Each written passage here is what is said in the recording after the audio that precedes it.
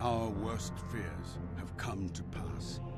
The One Ring has revealed itself, and as the Fellowship prepares for its perilous journey to Mount Doom, the shadow of Sauron stretches forth to reclaim it.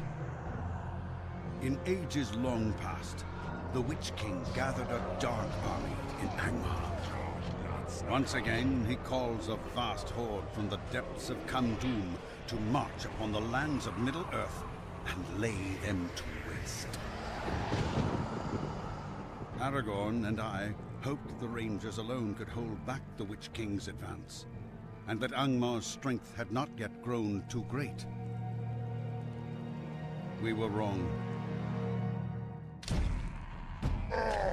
Gosh!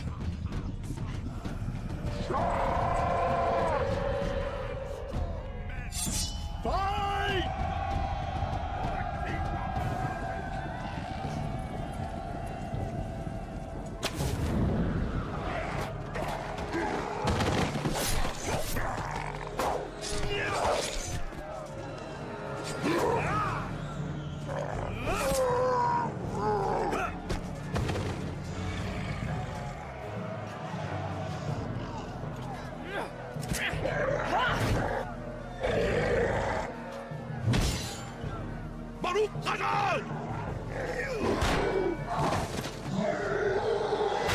You must unite the free peoples of Eriador and inspire them to stand against Sauron.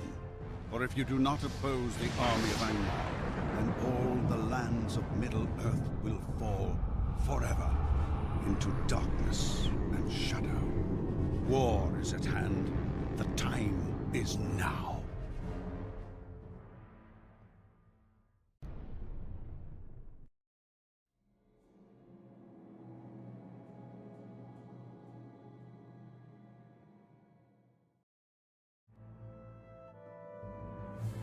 All right. Hello, everyone. All of you people, EV21. 23, sorry. I underestimated your number. All of you, Evie, who are here, maybe we can count you as 23 people. Wait, my stream is live, right? I just suddenly looked over and saw my status connection, like, blink. I think I've been live this whole time. So, hello EV23. You get a special gold star for being the only person who showed up during my intro screen, or during my trailer. Now look! Maxie's here lurking. Maxie, I appreciate that. Even if I just know you're just laying there borderline incapacitated, it makes me feel better to know that you're there. And hello, Maxie. I'll try not to engage you or get you too stimulated by asking you a bunch of questions. But if you want to chime in, you know, do all the how you doing type of thing, that's fine too. So, Lord of the Rings Online. Yeah, last week I played old school RuneScape. All of this has been kind of a detour for me, taking a kind of a break from Final Fantasy XIV. Mainly because Final Fantasy XIV is so story heavy. It's basically like playing a visual novel. Especially it seems like the further you go into it, the more it feels that way. So I liked RuneScape because it was a little more grindy. But even that was like kind of high maintenance. It was starting to get a little complicated to figure out like how to level my character and all that stuff. And I kept craving two things I kept thinking about. World of Warcraft Classic or Lord of the Rings Online. And it didn't help that there have been some big updates recently in Lord of the Rings Online. They've had their own version a little bit of like classic servers. They're called legendary servers. And they just launched 2 legendary servers within the last in the last month or so, at the end of July, I think. And they've launched like new server tech, so they've solved a lot of sort of the old ratty lag problems their servers have always had. But it's only on these legendary servers. You have to be a subscriber to access them. So I'm not thinking of doing that, probably. My whole thing I like about Lord of the Rings Online is you can buy the content piecemeal. so you can buy the expansions and then play them without having a subscription. That's part of their free-to-play model. So I've bought a lot of stuff a la carte that I now have access to as a free-to-play player. So, although it is tempting to try their legendary servers just to see what a 64-bit no lag Lord of the Rings online server looks like. Don't threaten me with overstimulation. Well, you come to the wrong place, Maxie. It's Thursday night with the gaming lawyer. You've been tempted to continue playing WoW because of Hardcore Classic. That's funny you should mention that, Maxie, because like literally when I start thinking about these games, sometimes I'll watch videos like about what people say about what's the current state of the game. And there's like 6 different versions of WoW to play. There's like 3 different versions of Classic and a couple versions of Retail. Like there's a special there's a whole special version of World of Warcraft that's just like a remix of Mists of Pandaria. They're doing some weird stuff.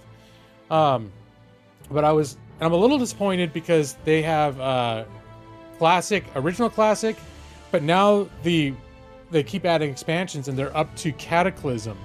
And I was really hoping that they would have a frozen in time version of Classic that was just what I would consider the original trilogy, the pre-Cataclysm, because I think you can go the original vanilla, Burning Crusade, and Wrath of the Lich King, and you can pack those 3 and still get the Classic experience with like the best possible content progression. And once you go to Cataclysm, that's when they really start like the game that you played, that you kind of look back killing Hogger and whatever, all the stuff. All the really familiar nostalgic stuff is basically kind of gone in Cataclysm. Doggone. That's right, Jeff. But yeah, I saw one of the versions of Classic as hardcore, and the reason that's tempting too, you only get 1 life, and that's a kind of a screwy proposition in an MMO, because lots of things you can die because your dog chewed a cable and you lost your internet connection. It hasn't happened yet, but she's chewed cables and I've lost stuff.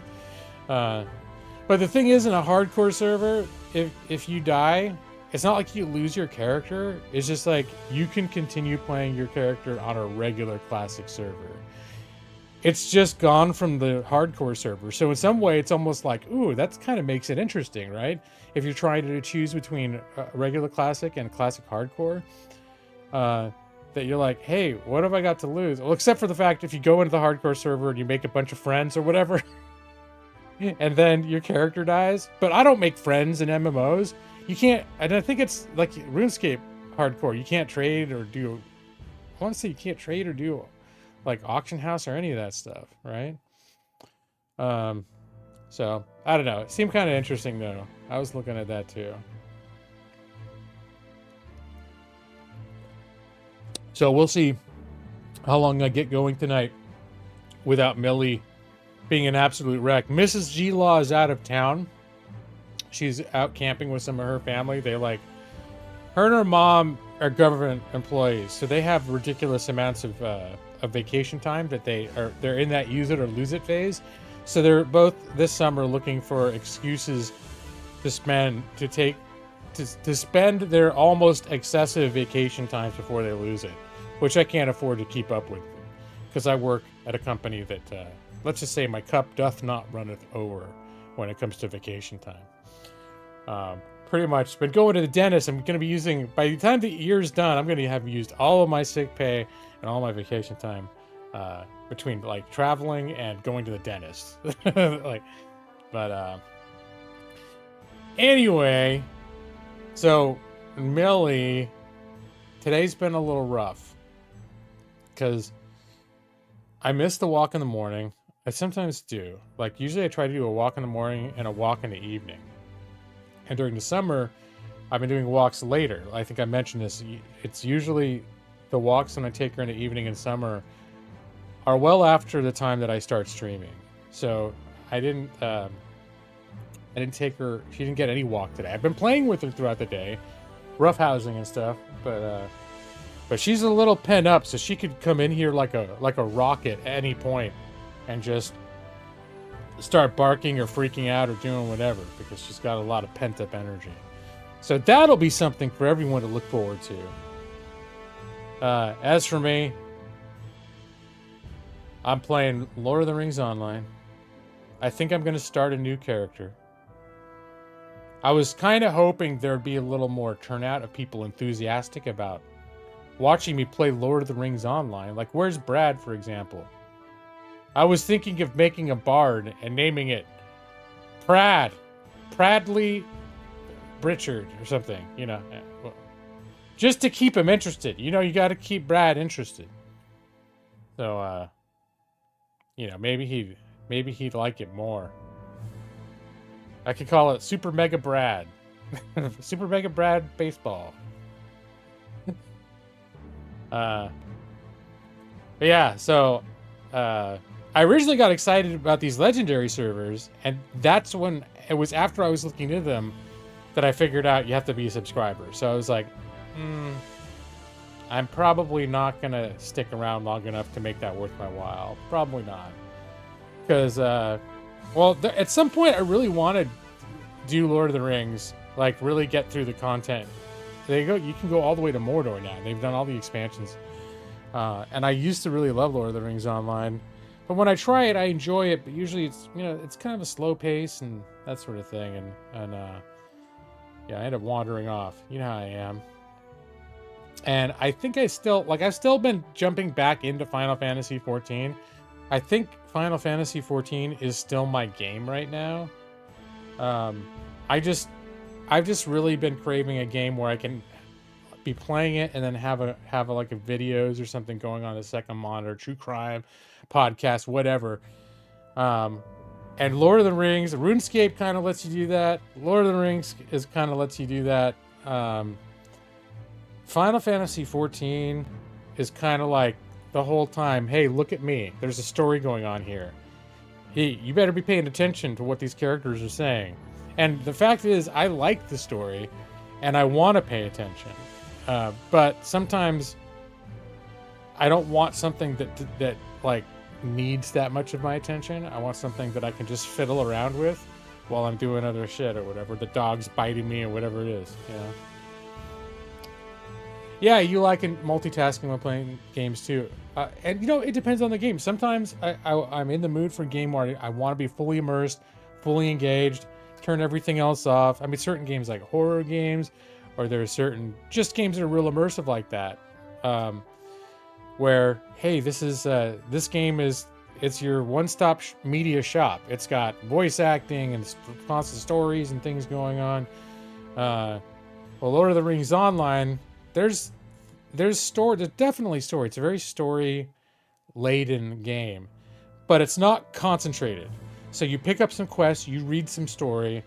Once in a while, once every many hours, there might be a cutscene.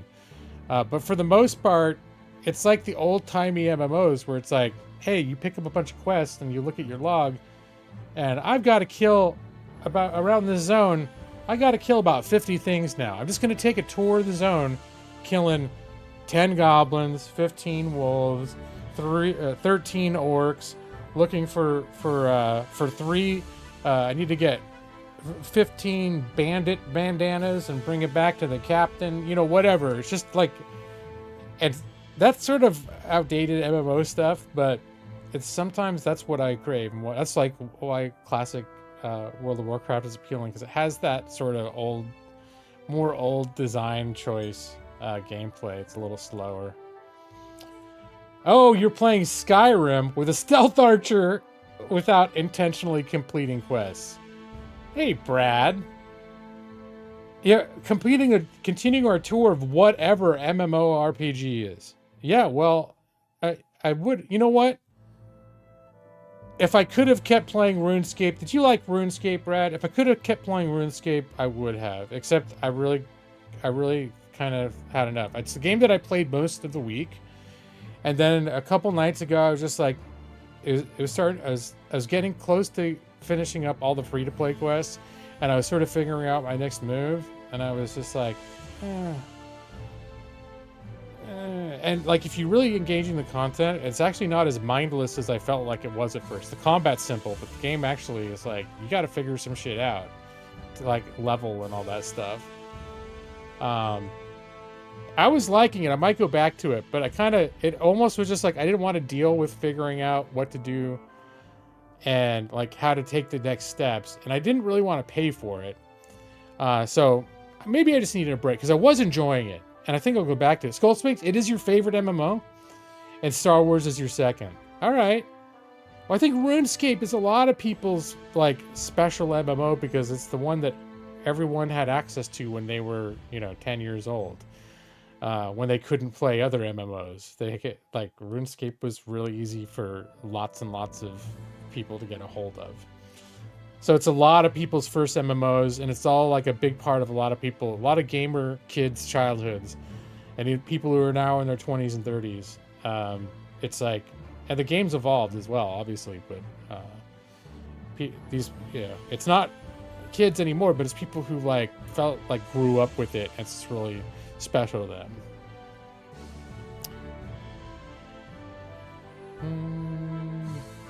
Still not as good as ESO. I still want to at some point really buckle down, try ESO. The problems I have with ESO is I don't like the character classes. I really kind of don't care for them because I like more the generic, like, hey, I'm going to be a warrior or a paladin or a priest or whatever. And it seems like all their character classes are kind of like, it's not just level whatever you want, like in a regular Elder Scrolls game. It's like, hey, you're going to be this kind of weird warrior type thing that breathes fire and fights with a spear. Doesn't that sound good? It's like, well, maybe not, though. Maybe I want to do something else. But it's a really good game. I also don't like level scaling. And ESO is all about level scaling. And I mean, so is Elder Scrolls, for the most part, is level scaling. And I'm always that's one thing I'm not that huge a fan of. And in an MMO, I don't like it. It's sort of like, if I like to be able to walk into an area where I was low level and I used to get my ass kicked, and walk back in there when I'm level 50 and just kick everything's ass, like with a hand tied behind my back. I like that feeling. And everywhere you go, everything is pretty much like evenly matched with you. I think, to me, I'm not feeling that thing of like, I'm going to come back later and kick your ass, because you come back later when you're super powerful, and all those little goblins outside your hometown are also just as powerful as you were. Like, whoops. Oh well. You're new to MMOs, so you like Final Fantasy. I'm glad you like Final Fantasy. I think it's one of my favorite MMOs for sure. It's a little, in terms of MMOs, it's a little bit on the more complex side as far as MMOs go. Although I'd say at this point, jumping into retail WoW as a new player is pretty confusing. I don't think it's hard, but it's pretty confusing to know what the hell is going on. Because there's like 17 expansions, and then they try to shoehorn you past the first 10 expansions, and you're in a tutorial, and then all of a sudden people are talking to you like, after as if you've completed the first 10, 5 expansions or whatever. You're like, oh, the hero of the world. You're like, nah, all I did was a tutorial. It's like, no, you're the hero of the world, and the king of the planet needs your help now. It's like, what? Why does he give a shit about me? Whereas if you actually played WoW from the very beginning and did all the expansions, you kind of like get more of a sense of accomplishment. I have done this. I was the hero of Pandaria, and I solved the problems in Draenor, and I did you feel you did all these epic things. So when you walk into the capital city and the king wants to talk to you, you're like, all right, let him know I'll stop by later after I've had a bite to eat. Final Fantasy just seems like the best if you want to play an MMO that has a lot of people playing and like Final Fantasy things. Yeah, it has a very active community. Final Fantasy also is one, they walk a pretty interesting line between casual and hardcore in terms of group content, because a lot of MMOs, you never have to group. And I think the fact that when you're forced to group, it does make you have to kind of learn like what the fuck you're doing. There's a certain like level of competency that you have to have with your characters. And that's where I say it's a little more hard. It's a little more complex than a regular MMO, because you can breeze into WoW and have no idea what the hell you're doing. And you're just pushing buttons and the stuff's dying anyways, and it doesn't matter. You're not responsible for like a party wiping unless you go into a group content. You can still fuck things up for them. But you don't have to do any of that stuff. You collected candles from kobolds. You're a hero. Yeah, yay! You're the hero of Azeroth now, Maxie. The king wants to talk to you. He heard all about those 10 candles that you collected from the cave.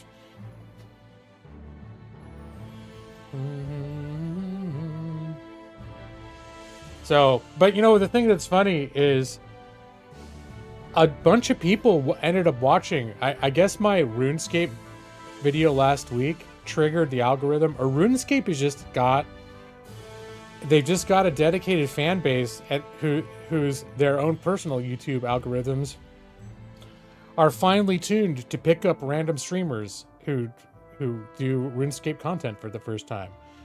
So I'm not trying to necessarily grow my channel, but I got 300 views, and most of them were after the stream. And there's people from the like RuneScape players leaving comments about tips, like, oh hey, you know, you can do this thing in the game and blah blah blah. They're like, it was just really, and then the people that showed up in RuneScape kept like giving me gifts and stuff, and they were just really, there was just a lot of sort of like interest. It's sort of like a supportive, interested feel from the people playing RuneScape, both during the stream and after the stream.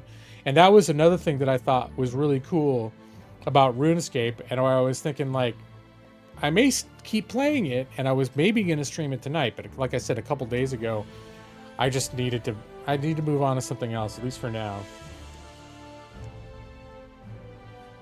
You think RuneScape has a huge audience and the algorithm knows it? Yeah. And it's funny too, because one person came in and their comment was like talking about like how it interacts with YouTube, and his comment was like, hey, yeah, I'm a RuneScape player, blah blah blah.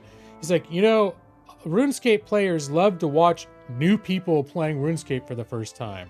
So if you make more videos, make sure to put somehow in your title that you're a new player, because that's going to draw extra attention. We love to watch new players experiencing it for the first time. So it's like, wow, okay, that's so anyways, I still like believe there's something very special about RuneScape. Even if I got a little bit, I played it a lot over the like week and a half or whatever, and I got a little bit like, I'm at a point where I probably need to do their, like, subscribe to it to really get out of it what I'd need to get out of it to retain my interest, which is not out of the question, but I just wasn't, when it came close to that threshold, I was just like, yeah, I'd rather play Lord of the Rings Online right now. But yeah, so Lord of the Rings Online's been popping up all over my video feed too, because they just released these legendary servers, which are like classic progression servers, and they sound pretty cool. It's their first 64-bit servers, so there's like a lag problem in LOTRO. There always has been, where you're fighting and then all of a sudden your abilities aren't firing off. Like, I remember that happening even last time I played, and it has nothing to do with how good your computer is or anything. It's just like, it's their servers are not great and they're old. And so they're starting to phase in new server tech, but the first ones are these legendary servers. So there's all this buzz around it, and it just got me like thinking, it put LOTRO back on my radar again, and it kept making me want to play LOTRO. I don't think I'm interested enough in a progression server, the legendary server, to, like, even if it was free, it'd be like, I don't know if I want to make a character there. Like, I'd rather have the full, because the legendary server just has basically it's like vanilla WoW. It's like classic WoW when that started. It just has the very first base game before any of the expansions, And then over time, like every 6 months, they're going to unlock a new expansion that released over the years, so that over the next few years, if you can play along and slowly, the game is going to unlock everything. And like one of the reasons they do that is because if you go into a regular server now that has all the content, most of the people are at the end content. They're all at the top level. So the whole world around like questing for levels 1 through 100, there's barely anyone around. And if you want to do any of those group quests, there's barely anyone around to do them. So think that people who are bothered by that and want to have other people around the same level running around and they can grow up with, that's the appeal. One of the big appeals of the legendary server, which you guys know mostly in MMOs, I like to play by myself. One of the reasons I avoid Final Fantasy XIV, or have avoided it a lot of the time, even though I love it, is because I gotta be geared up in my mind to group with people in MMOs, and most of the time I don't want to do that. So a lot of the time, that's why I don't like. Even though over the years I've been playing Final Fantasy XIV for like 10 years on and off. Most of the time when I'm not playing it, there are lots of times I think about, oh, I kind of got the itch to play it, but I don't want to deal with those goddamn group. I don't want to do the group dungeons. It's a lot better now. See, you need to play U-Boat. Did you see that that's in my library, Maxie? That it was on sale for like $7, and I used to love it's U-Boat. It's German submarines. There's a game series called Silent Hunter. Maxie, I'm sure you're familiar with it. If U-Boat is something that's on your eye, I had Silent Hunter 3. I think it released in around 2004. And a U-Boat is a German submarine from World War II. So, and they were the first ones to really use it. So there's this period during World War II where they had these crews and some of the first like real submarines sneaking around underwater, attacking Allied, our allies anyways, attacking ship convoys. And for a period, they were like these sort of super vessels, and the other side of the war didn't have anything like it. They didn't know really how to deal with it, and so it was an interesting time to be a submarine captain. Also a very dangerous time because the tech was so new, and they were kind of like death traps in some ways. But so there, over the years, whenever most games, it seems like, that focus on, like, if they're going to make a game about being in the submarine, there's a lot of them tend to focus on that experience of being like a German submarine captain during World War II, during that period when they were like the super underwater boats that were like, wow, underwater boats sneaking around and shooting the enemies.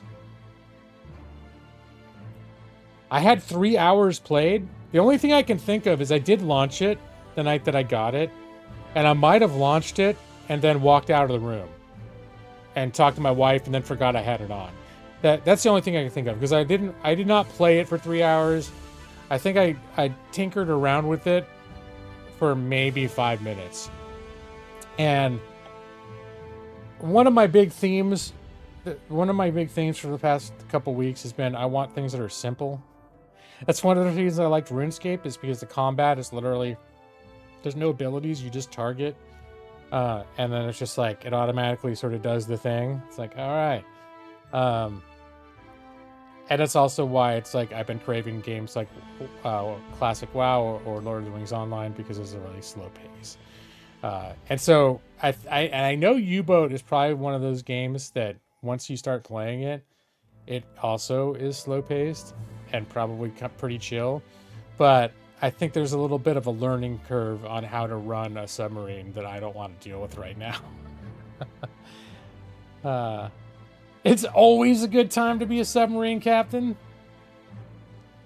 So, wow, would everyone... I mean, I'm not going to do it tonight, but it wouldn't have been on my radar that any of you guys would have been excited to watch me play a U-Boat simulator. And this one focuses a little bit more on crew management.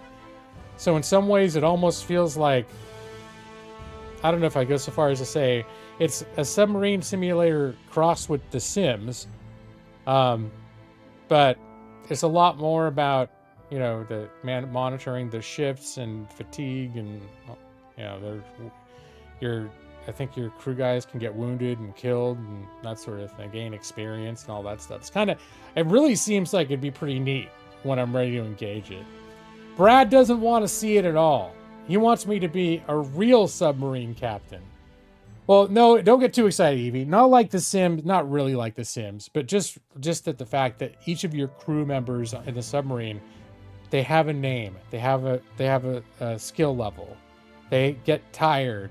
Their fatigue has to be managed. So you set the times when they work and when they sleep and things like that. But it's not down to where they're like, I need to watch television, and you're like, oh, time to have them do that. Oh, that one needs to go poo now, and then they're woohooing in the cargo hold because they've got their sex need or whatever it is. It's not like that, you know. But it's definitely a focus on like your individual crew members, to where you probably will get to know them by name. It's like Hans. No, Hans was in the torpedo. He was in the torpedo room when we got hit, and he's trapped in there. And you know, there's stuff like if the engine room is flooding, you can lock the engineer in there while he tries to fix it. But if it doesn't go well, he'll die. Like, there's these decisions that can come up in a game like that where you're specifically looking at like, no, Hans. You know, Hans is our most experienced head engineer. He was the only one that had a chance of fixing it. And so we locked him in there. And no, the compartment flooded, and we lost him. No, Hans. But anyways, you get the idea. So yeah, I was thinking of starting a new character in Lord of the Rings Online, which I've done. I was playing a champion. I streamed this was like a year ago. It hasn't been super long since I played this, but it might have been a year or two ago where I streamed it while I was really into it for a couple of weeks, and I was playing a Guardian, which is like a tank, classic sword and shield, high elf, which is actually like one of my favorite things to play, and I was tempted to just jump back into that, but the minstrel is like the healer, but they do a lot of range damage, and they're a lot more like, this is a lot easier and faster to play. The Guardian is like super, you can wade into a bunch of enemies and like come out alive. That's the advantage of that. It's like you don't have to worry, but the minstrels are pretty good too. And the one thing I really didn't like about the minstrels is the sound effects, where they play their little guitar or whatever. Their attacks is music, so they're like ding ding ding ding. Then, but you can use a couple different instruments. So I could try a couple different instruments. But the other thing I don't like is that like in the rotation, every fourth or fifth attack is like a shout. So they're like ding ding ding ding ding ding ding ding ding ding. Ah, like it sounds like a Michael Jackson, like ah, and it just got to the point you're just hearing that over and over again. And there became a point where I was like, I love the way the minstrel plays, but I don't think I can deal with these every 12 seconds, these like Michael Jackson-esque, like, ha! It sounds like worse FTL. Yeah, I think it's a little less hands-on than that. It's more like literally everyone has their duties, and you just manage their like shifts and that sort of thing, and probably deal with like if they're wounded and stuff, who's going to fill in for them or who's going to pull double duty, that sort of thing. And are spaceships and submarines all that different? It really depends on the circumstances surrounding the spaceships and submarines, but I'd say yeah. I'd say there's some notable differences. There's also some notable similarities as well. A sealed tube in an extremely hostile environment. That's true. So you know what? I think I can mess around in the game and still chat with you guys. I'm gonna go into the game. And actually, I should probably launch the game. I had to reinstall it because some of my files were corrupt, and it took. That's one of the reasons I started streaming. I was ready to stream at around 7:15, but this patch, oh my god, it's not doing it again, is it? No, I don't think so. I reinstalled the whole game, and it took like 2.5 hours. It's like, holy crap.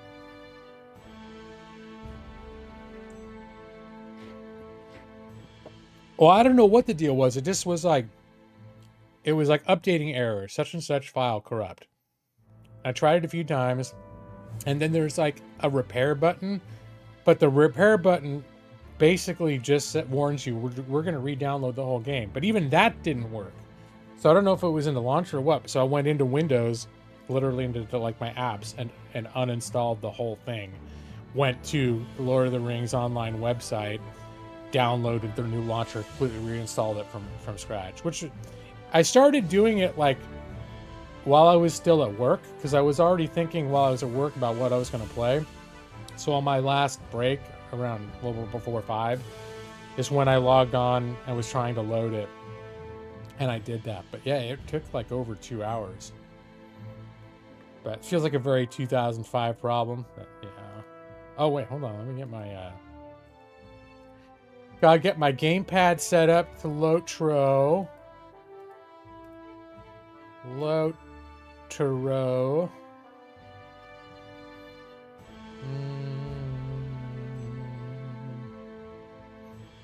But I won't lie, there's a lot about Lord of the Rings Online that feels, 2005. Though the game did, in all fairness, come out in 2007. So, give it some credit.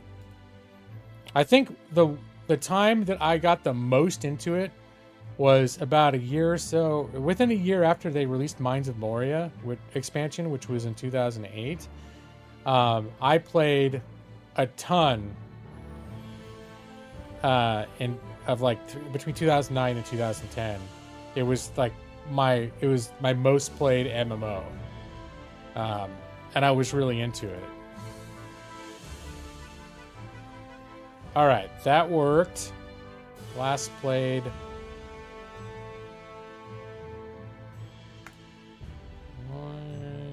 All right, do you know the license agreement? Yep, scroll down. I agree. Scroll down. I agree. As a lawyer, I don't read it all because I know if there's something stupid or nefarious in there, it won't hold up in court. So F them. They just want something to point at and be like, well, you clicked on this bottom of this thing, so whatever. 45 seconds of gameplay.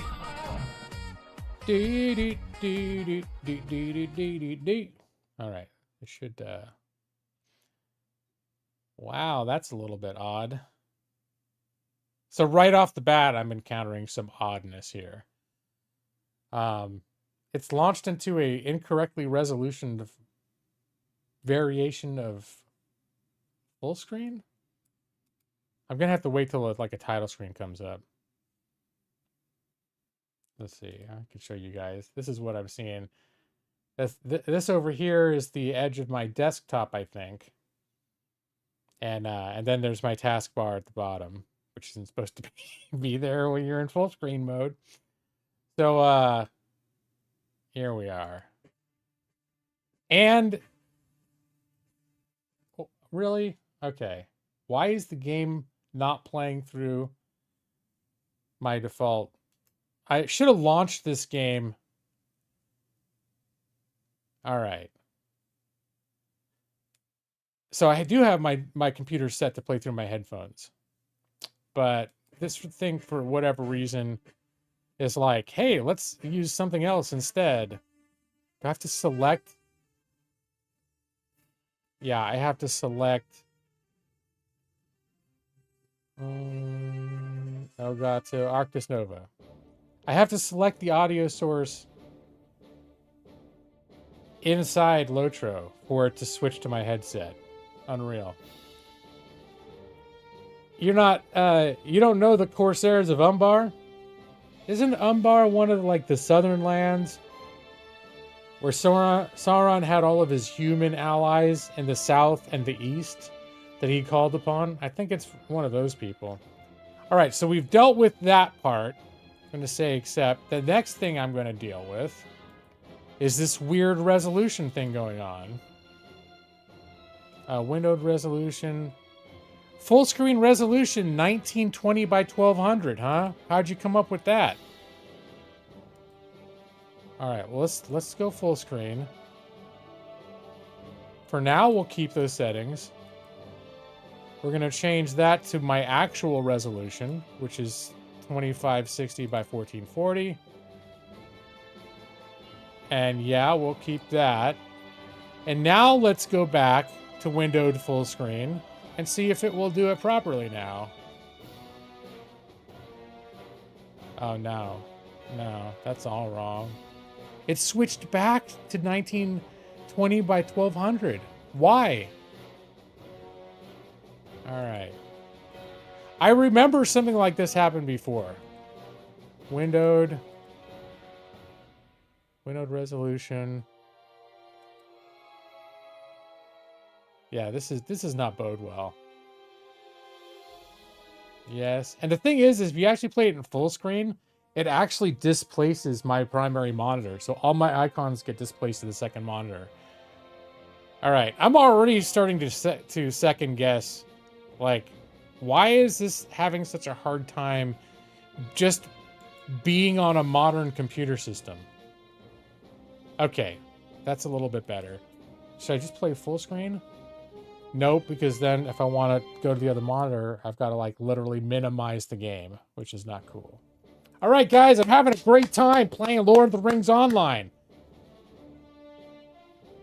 And hold on, because it shifted everything around, I cannot... The chat got covered up by two windows because it shuffled all my shit. All right.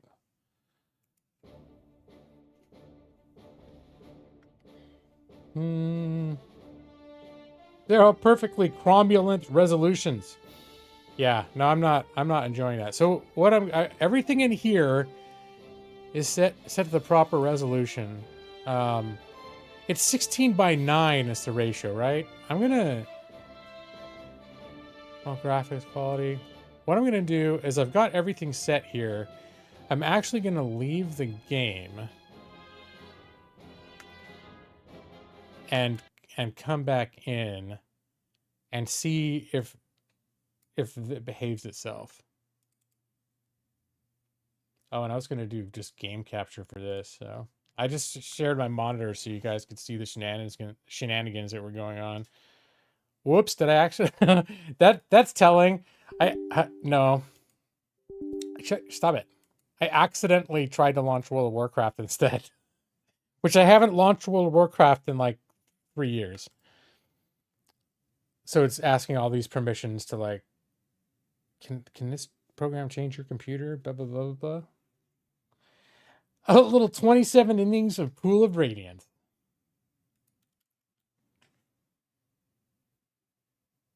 The dings were just the fact that I tried to launch World of Warcraft, and they're like, "Oh, hey, yeah, oh, hold on, sure, yeah, we need to install a bunch of shit before you can play again. It's been a couple years, Bo." Okay, this is so far. Okay, it's in full screen mode though.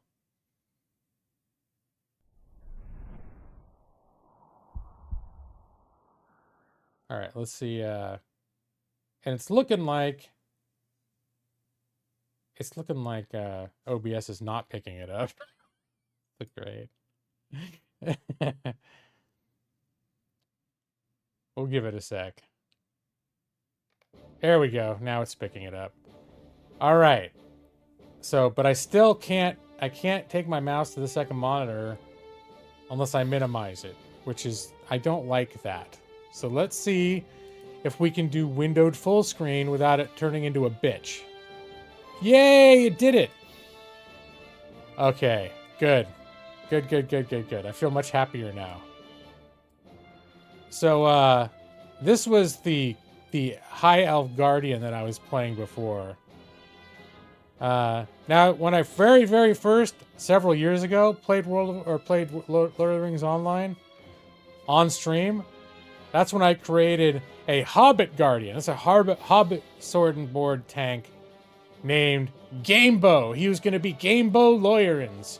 when eventually at a certain level they get a last name. Yes, it's the gaming lawyer magic happening firsthand. So, the first fight is the oddities that occur when a 17-year-old MMO attempts to interact with a multi-screen monitor.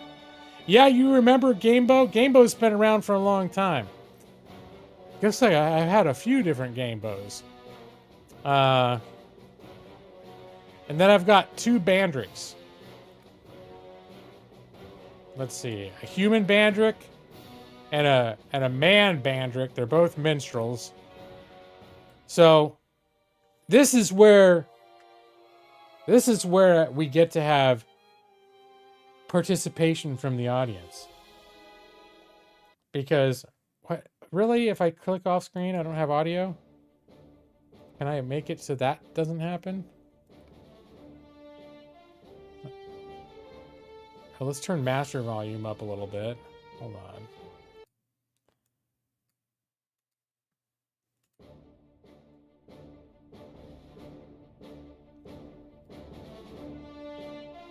And is there a thing? Focus lost behavior, disable sound. Nope. Persist sound. Accept. So now if I click off, uninterrupted audio. I am fixing this bitch. Send these gross little fellows on a boat to the west. Well, it's a very rare exception that hobbits get to go to the west, Brad. So, no, the question now is, I think I've decided that I want to make another minstrel right now. But I could start as a hobbit, which the reason I like The Hobbit is, and in full disclosure, I've been listening to Fellowship of the Ring again. I've read and listened to the books Fellowship of the Ring many times over the course of my lifetime. The other 2 books I haven't gotten through more than a couple times, but I've started because it's a comfort thing. So I'll listen to it going to sleep if I can't sleep, or if I'm not feeling well, I need something that's like nurturing. I listen to the first Fellowship of the Ring. And that's all about the hobbits starting at home in the Shire, realizing that they're in danger, their journey away from Bag End towards Bree. That whole section of the book is probably my favorite part of the book, is when it's just the hobbits trying to escape the Shire as the Black Riders are hunting them down. Elves are racist, yeah. Oh, that sci-fi series you're gonna finish. Okay. Yeah, that's right. I forgot about that. Now that you mention it, I remember you recommending it, and I think I actually saved it to my Amazon book list, the first book. Your book backlog is actually more serious than your gaming one? Yeah. Well, I guess it depends on how dedicated you are. I've got far more games than books. So the big question I need to determine now is whether I should make a human minstrel, a hobbit minstrel, or an elven minstrel. I don't think I want it to be dwarf minstrel. So, now I know there are certain people, and I can't remember if it was Brad or if Brad doesn't give a shit, that A, don't like hobbits, or B, specifically do not like the hobbit starting area, like the quests and the activities that happen in the Shire.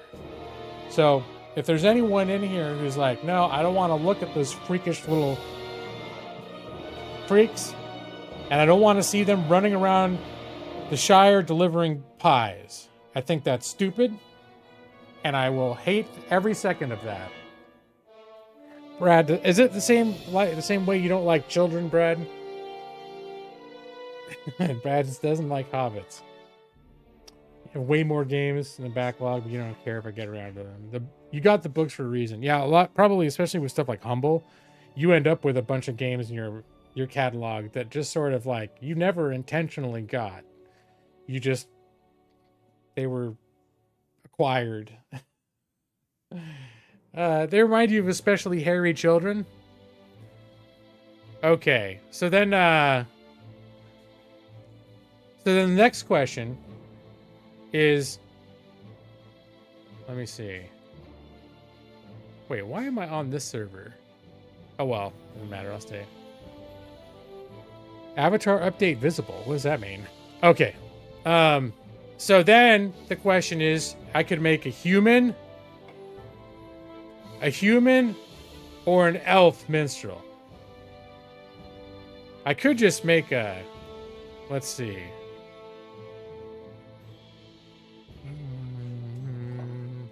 Get rid of Gaimus. Oh yeah, he looks pretty glorious, but I don't think I'm ever gonna play that guy again.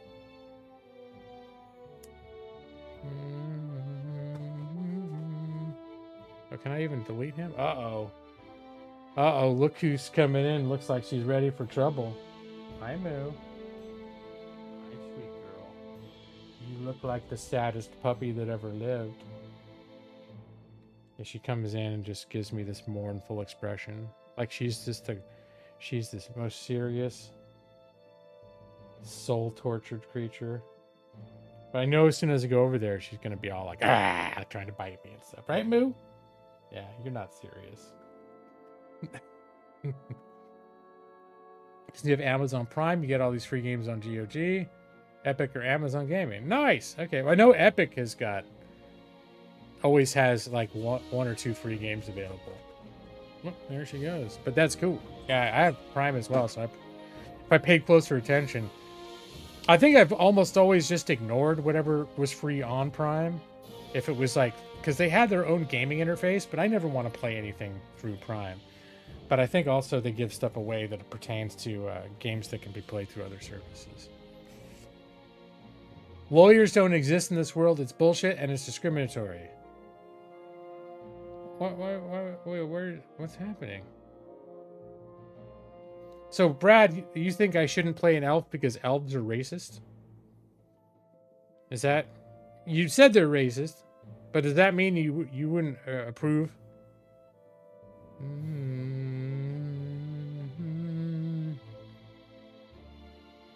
So, let's see.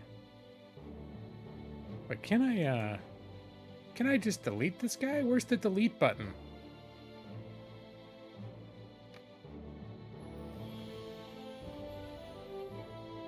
Oh, delete characters at the bottom. I was looking over here. There's one down here. I think I'm gonna delete this guy. Gaimus. Just to clear a space. You vote for me to be an elf?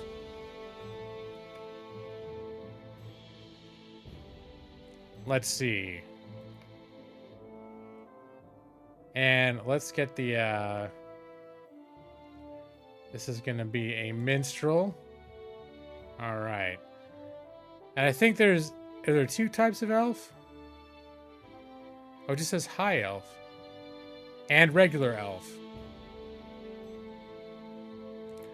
I feel like a minstrel would probably be a regular elf. Like, there's the elves of Mirkwood, which are a little more, you know, a little more of the world. And then there's the elves of like, well, I guess the Rivendell elves are pretty musically inclined, now that I think about it. But I think high elves would be like Rivendell and where'd Galadriel live? Why can't I remember Lothlorien elves? Whereas a regular elf, does it say?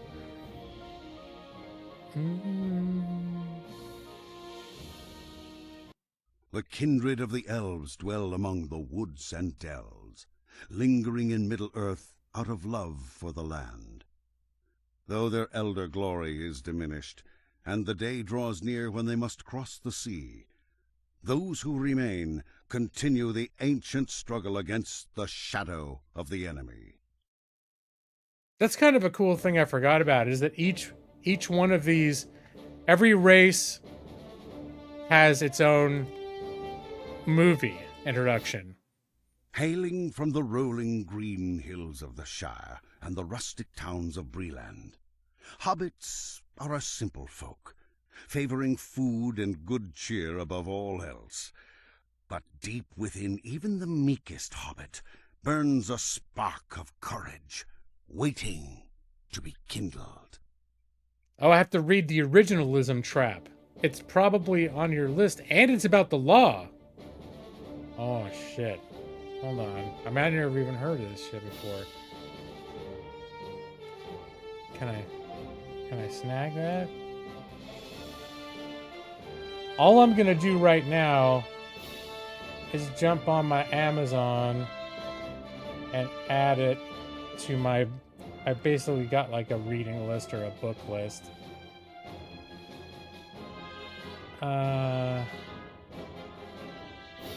No.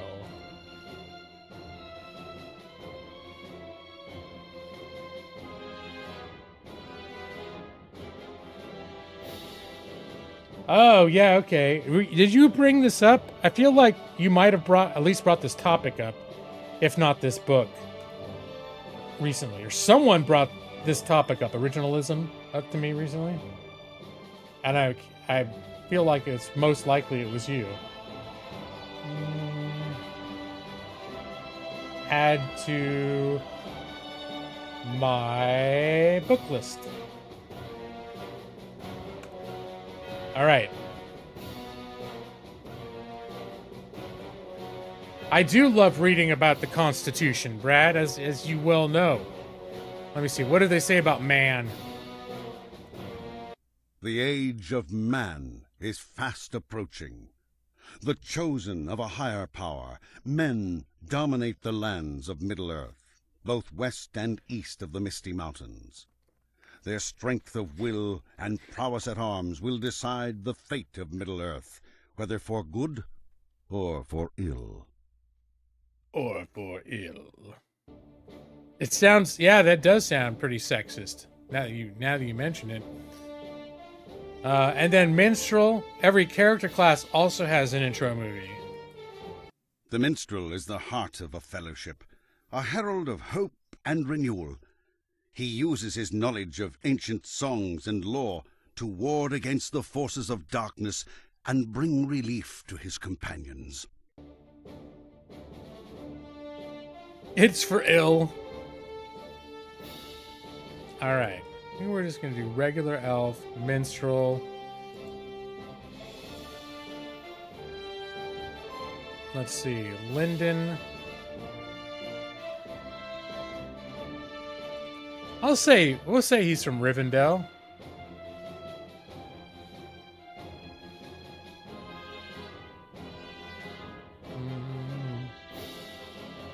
All right. Let's see.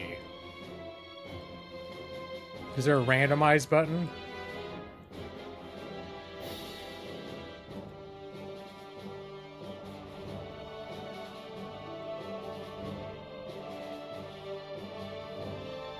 There. Let's see about the hair on this guy.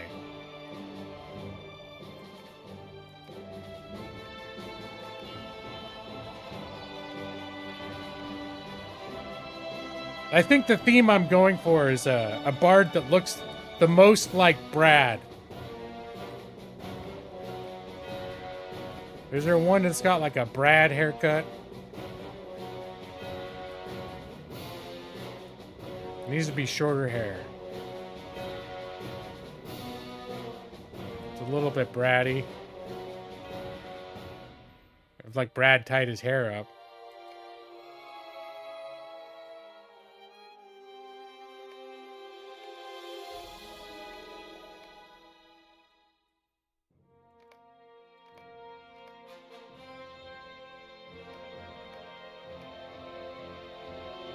There, that's looking kind of like this. What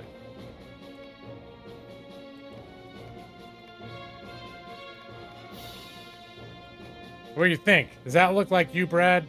Nah, it's too much hair over the face. The minstrel is a bit of a wiener. Yeah, I don't like that anymore.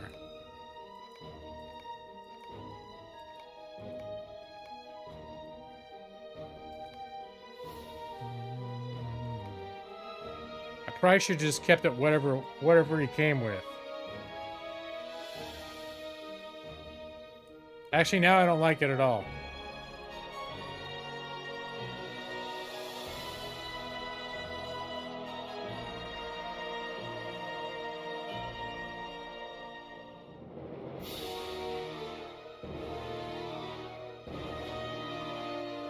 And now I'm having trouble figuring out if these guys, any of them even look like Brad.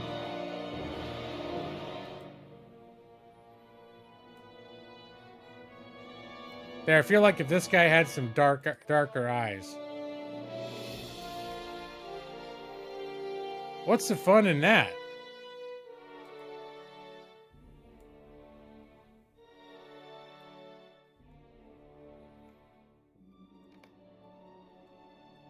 Is that so after that, playing that video from the men, so I don't sound sexist? Let's see, let's get some darker hair.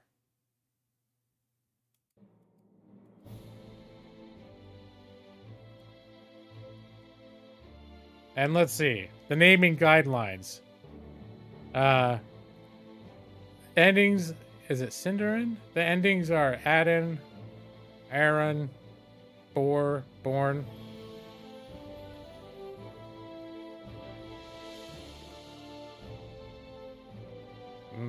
Okay. How about we'll try Bradrond. But is that dumb? Bradrond. No, it does sound pretty dumb. Or Bradalus. I just want to keep you entertained, Brad. Bradrod? Bradless? Bradross? That's dumb, so you love it? Bradalus? Okay, let's do it. Starting tutorial. Shadows of Angmar. Oh, Before the Shadow is a new one if you buy the newest expansion. I looked into it. It's supposed to be cool, but the expansion is $40. Doesn't look that cool. Okay. Just gonna do the regular one. Oh, Bradrond? Okay. All right. Now, if that game's already taken... All right. Have we got it? Have we got everything that we need? I think so. There's not like a voice selection. Details. No, we're not going to give you any of those. Give you like the head jewelry. All right. Create character. There he is, Bradrond, the elven minstrel, ready to enter Middle-earth.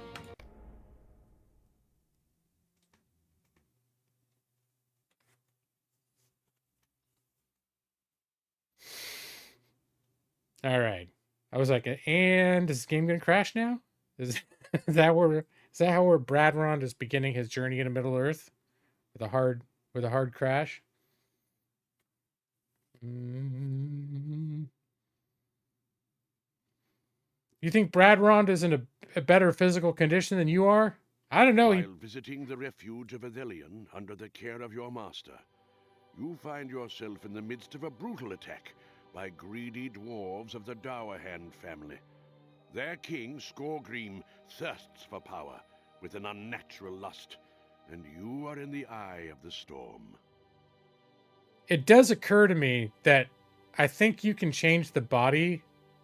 I think you can change like the musculature.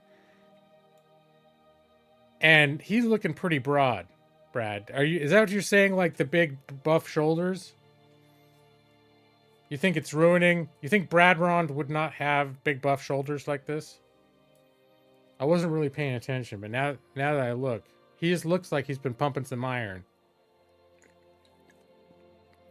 Yeah, you're in the midst of a brutal attack. I'm going to definitely eventually have to change a lot of... It's kind of gross body settings. I don't know. If you're a hobbit, there's a lot more options for making you look grotesque.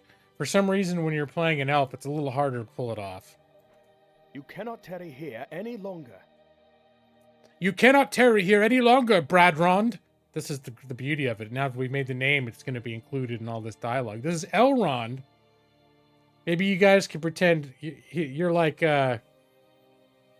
his goofy little cousin or something. They're like, oh, they named him Bradrond. Oh no. Oh no, we're under attack and the only person here is Bradrond to help. You love tarrying. But you cannot tarry here any longer, Bradrond. Skorgrim's forces are upon us. I fear they make straight for this library. Seek the relics of Adelion, though I know not what a dwarf could want with them. Or he seeks them, okay. These relics were once coveted by a gaunt lord of old. I think the fool believes he can become immortal if he acquires them. Here, young elf, arm yourself. There's little time. All right, there's a satchel. Right-click. And then right-click the items. I must face the target. Okay.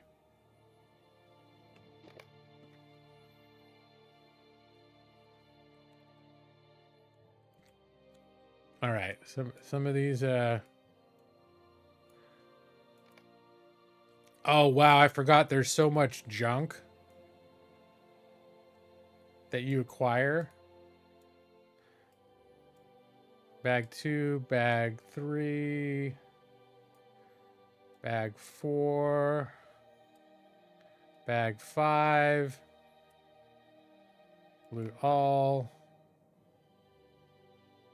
gear satchel. All right, what else? We got a big cloak that I can put on. I think that's... I don't like the hood, though. We're not going to see Bradron's excellent hair. Let's see, we got another cloak, too. All right, there we go. That's more like... That seems more like the kind of cloak that a Bradron would wear. A lot of people have told you that you can't tarry, and yet you tarry. Well, Brad, it's important for you to be yourself. All right, and then these are millions of... I've got, like...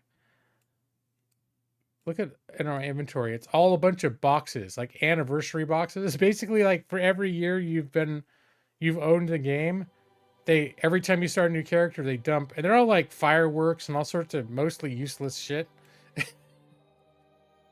So at a certain point when I have access to a bank, I wait to open them until I'm next to a bank so that I can sort of like, it's like the snake in the old snake in the can trick where you open it up and everything springs out. That's sort of how these gift boxes are. If I tried opening them now, my inventory would be flooded by the third one.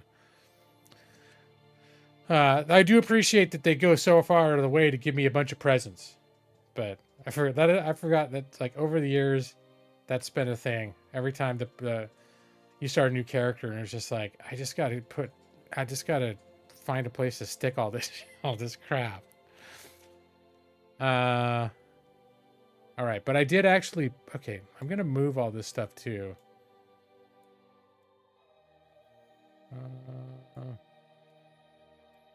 So that if I acquire new stuff, it's not just going to get lost.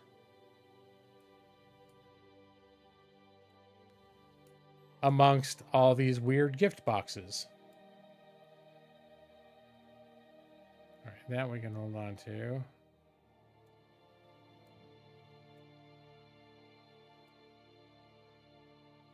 $10-year frame, okay.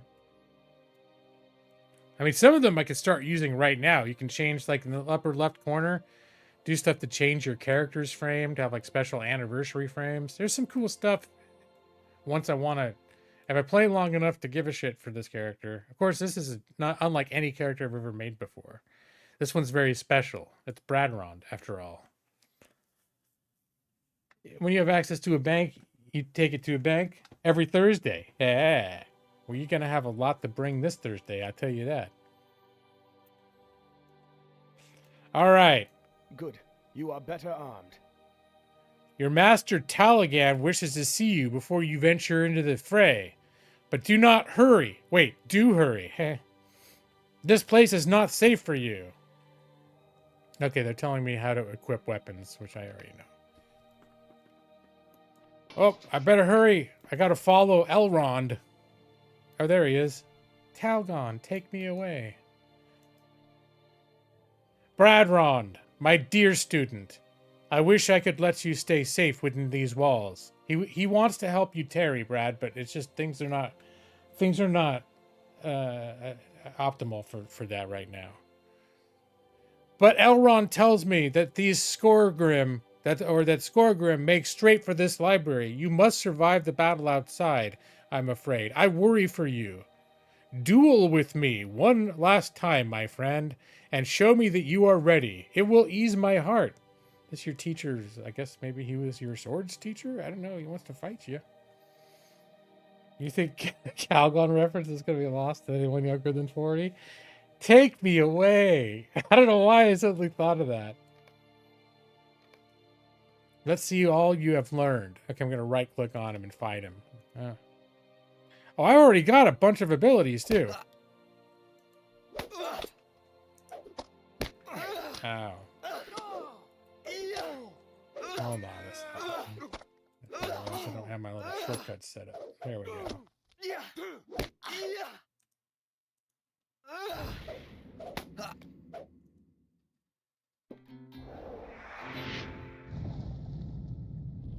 The ground starts to shake violently. And a great sound. Okay. Seems they'll do anything to get at those relics. Alright. Well, I just realized it's one of the things I was looking forward to is starting the game with only 1 or 2 abilities. But looks like I've got a whole shitload of them. Let's see. A finishing skill that heals the target. Now I've got to figure out... Okay, this is a stance. A stance, I don't need to have a stance ready. This is another stance. This is a healing stance. I think dissonance is better. It's a charismatic speech that drives fear into the enemies. I lose access to fellowship heals, but keep my own self heals. Okay, this is like the combat mode. Ah, yes. With the glowing, angry... Was it Angry Hands? I forget. I used to listen to a podcast, a Lord of the Rings podcast. They called this like Angry Hands or something. They had a nickname for this combat stance. This is when a minstrel is like, he's not focused on healing. He's focused on effing shit up. It's when he's got his hands are glowing like that. Calgon was making some pretty big promises for a detergent. Is that what it was? I didn't even remember what it was. I thought it was like a hand lotion or something. Or a bath salts. Or I don't know. Boosts your tactical damage. And does light damage. Cost 1 power. Dissonant strike. A damaging melee attack. Oh, so this one is like when they're right in front of your face. This is a heal. I can put the heal over here.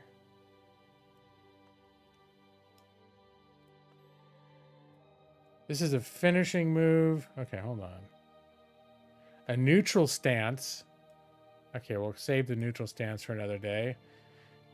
Major Ballad. Boosts your healing capacity and harms your foes.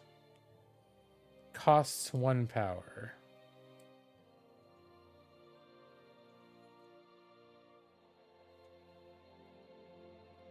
And then there's the Code of Fury. A finishing skill requires 3 ballad buffs present.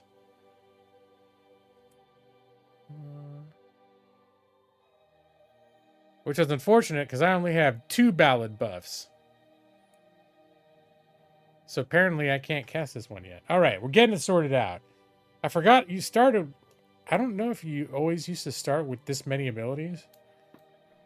That's one of the reasons I like starting a new character in an MMO, because I forgot what all the buttons do. And usually when you start a new character in MMO, they're like, here's your character. He has this one ability. It's called Stab. You can cast it once every 10 seconds. It's like a real slow start. Not like, here's 8 abilities that all fit together in complex ways. Have fun. There is no time to waste. No time to waste, Bradrond. Go outside with Talagan and see what can be done to stop Skorgrim from advancing. The Doer Hands cannot be allowed to take Gauntlord's relics. I have vowed to keep them safe. I will hide the relics and then join Talagan and protecting the library. Be safe, young minstrel. Go, Taligan. Take Bradrund out of here. I must hide the relics before Skorgrim appears to claim them. Bradrund's like, oh, I'm going. I don't know if he would really talk like that. I mean, Bradrond is any similarities to any real person living or dead is purely coincidental. Oh, my name's Bradrond. Oh. All right, sorry. Bradrond, hurry. We have little time. All right, Talgon. The shadow has risen. Go, Bradrund. This is where the storm will converge.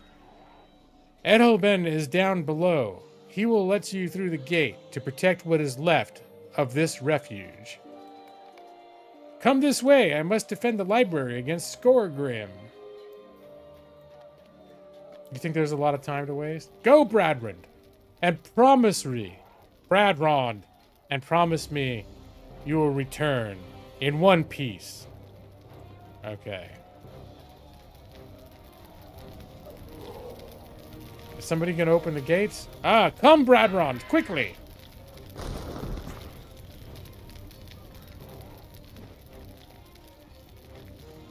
Yeah, already seeing little signs of that lag I was talking about. The gate will not hold long. It's okay, I'm ready. Bradrond, we cannot tarry here. You must get into the courtyard and bolster our defenses. Come, this way, young one. That's a little flattering, isn't it? Called you young one. Bradrond always comes quickly. Yes, he certainly understands the dire situation, is what you mean.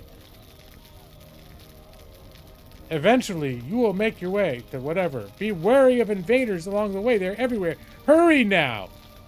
Yep. Brad will hurry. Stop telling him not to not tarry. Whoa.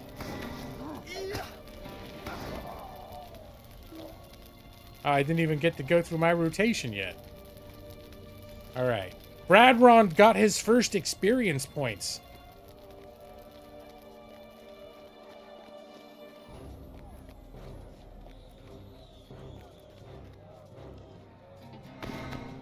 I'm gonna sing at you. Bradrond is a real music aficionado, but his singing is so terrible that it slays his enemies. He's gonna take this dwarf out from 30 yards with his terrible music. Which is ironic, because Bradrond is known to be a very selective and particular about his musical tastes. And to think that the quality of his music brings his enemies to their knees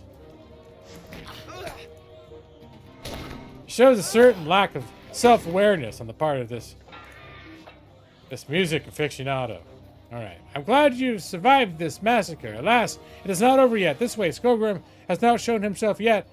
We have lost much in our battle with the Durhans. Tell me, though, what news do you bring? Wow, this guy's really talking fast. What news do we bring?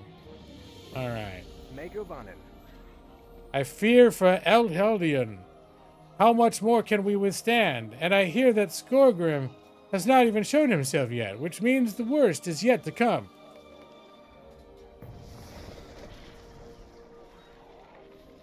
Oh, they've broken through. Come, Bradrond. The final battle is at hand. Prepare yourself. The gate will not hold long. I gotta pay attention to stories. Okay.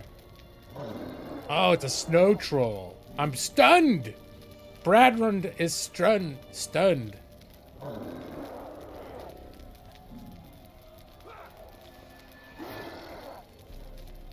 Who's fighting out there? Is that Elrond? It is.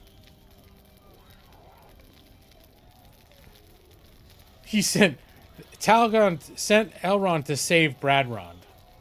That's why he's here. That's your mentor. Your mentor looking out by sending Elrond to save you. Talagon! Stand aside, elf. The relics are mine. Never! It's quite the drama going on over there. There's a very you shall not pass moment happening over there. Whoa!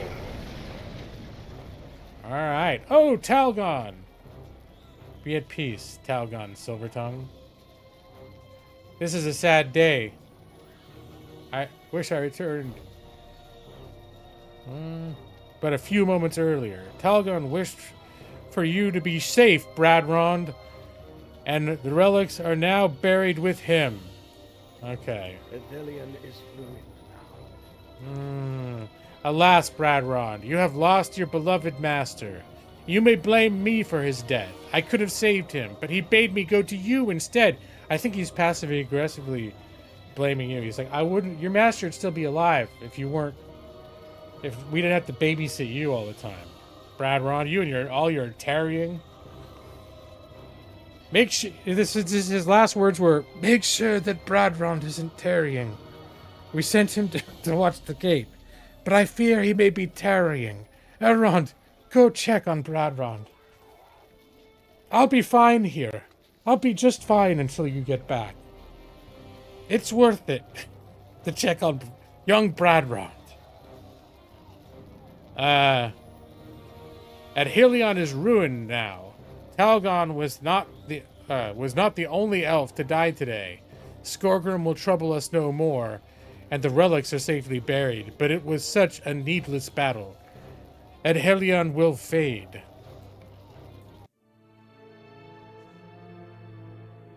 The old refuge of Athelion lies abandoned, a ruined testament to the greed of Skorgrim Dourhand. 600 years after its fall, dwarves inhabit the ancient halls in the mountains, and Elrond of Rivendell, sensing a threat, has sent his sons Elrohir and Elladan, along with a company of elves to investigate. So all that was like 600 years ago. Okay. Because we're elves, you know. It's like, 600 years later. Looks roughly exactly the same age. Nos Grimsong. Fuck Elrohir up? That's one of his sons? Why, Brad? Does Bradrond have some kind of a weird rivalry with Elrond's sons? And eat the dwarf. Brad, there is admittedly a rivalry between elves and dwarves, but I've never heard it expressed in terms of the elves eating the dwarves. In fact, I think the elves are vegetarians. I have come to offer my service to this party of elves. He wants to help, Brad. I offer you and your company my service, good elf. I'm here on an errand from Dwalin, the leader of our own traveling party. It seems that we have arrived at the same time. Dwalin wishes to understand the circumstances of this coincidental visit. And if we dwarves must be of any assistance to you, here, we have come to investigate the long silence since Gormir Duersmith became steward of the hall in Thorin's absence. Why have the sons of Elrond ventured hither? Lambus. Yeah, Lambus cracker like an asshole? Who knows, maybe they're so nutritionally rich because they're made of dwarves. They never really said what they're made of, did they? Actually, they probably did. Oh, choose one. Let me see. I can choose a cloth short robe, leather tunic. This is something that MMOs don't do these days. There's something for a cloth wearer, a medium armor, or heavy armor. And obviously, as a minstrel, at least at this point in my career, I can only wear light armor. I think they may progress to medium armor at like level 20. Alright. The quest system will help point you to the general area, blah, blah, blah. Okay, now I know how that goes. I know how it works.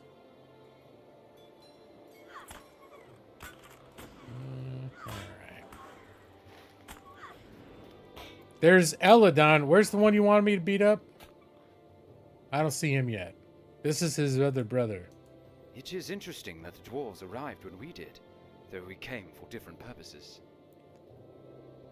So, our party has come to pursue my father's strange premonitions, and Dwalin's party has come to investigate another claim. Gomer Dowersmith's failings as a steward of these halls. I wonder if our two quests are not unrelated, Bradrond. What do you think? Well, let us begin our investigation. Now that we are all here, Dwalin, though a dwarf, is a friend to Rivendell.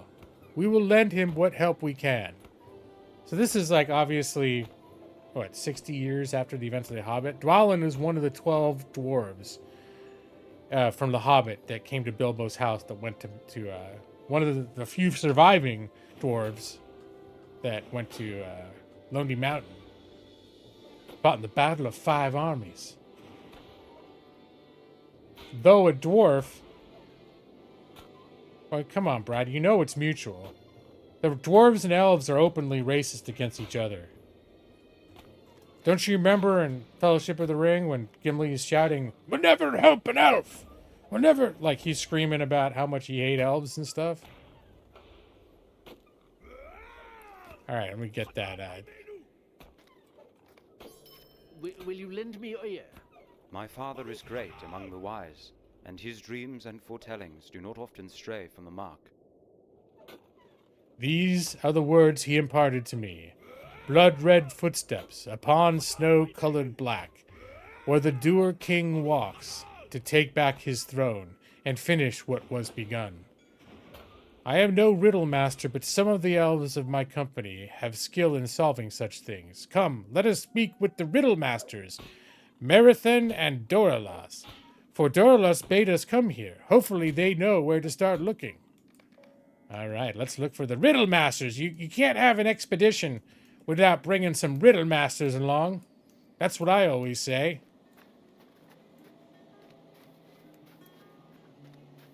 Here's one of them right now. Meg of Onan, what do you make of this riddle? I am here to help solve the riddle that is Elrond's dream. Look yonder, Bradrond. Thorin's hall belches smoke and soot, and white snow of the mountain is black ere it touches the floor of the valley. Upon snow-colored black, what do you think? It is rather literal for a riddle. All right, there's Dorlus, the other riddle master of our company. I was the one who led the party here, but there is a slight flaw in my thinking. For I believe the Doer King is none other than Skorgrim, king of the Doer hands of old. Ooh, the same one that killed my Talgon so many years ago now. Remember when they killed Talgon? I know it's been 600 years, but in my mind it feels like it was 7 minutes ago.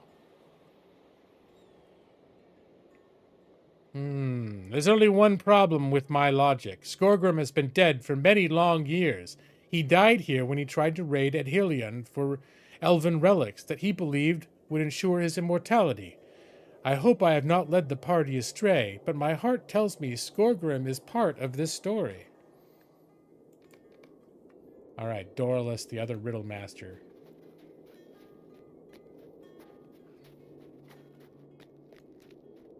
Why did Doralas lead us here? Skorgrim is dead. Doralus led us here because he believes that Skorgrim is the Doer King in my father's dream. Had I known, I would never have led this party here. Skorgrim is dead, or never let them be led here. Skorgrim is dead. My father watched him die. But Merithan believes she has found a piece of the puzzle, the black snow, dirtied from the Doer hand's slovenly stewardship of these halls. I will permit the investigation to continue, but I'm very skeptical and disappointed in Doralas's judgment. Let's get some tattered dwarf make cloth gloves. Ooh, and I just gained a level. Look at that shit. Pretty. All right, let me put on my new digs. Got a new robe and some new gloves. There we go.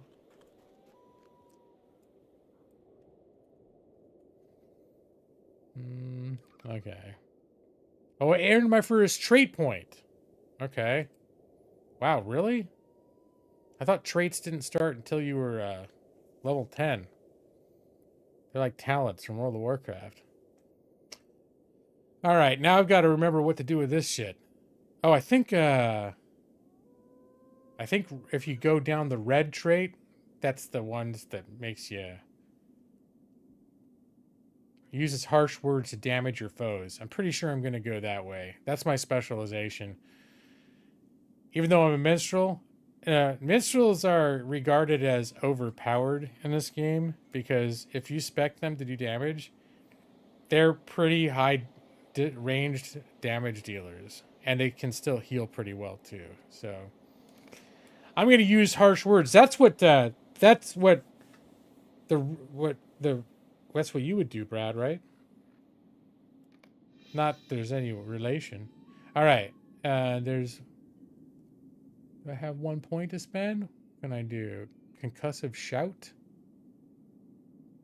Earn minstrel fundamentals.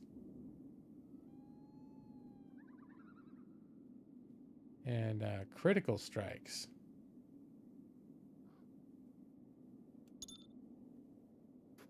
Lie. Yes. So then I just got, is this a equipped? So that's a shout.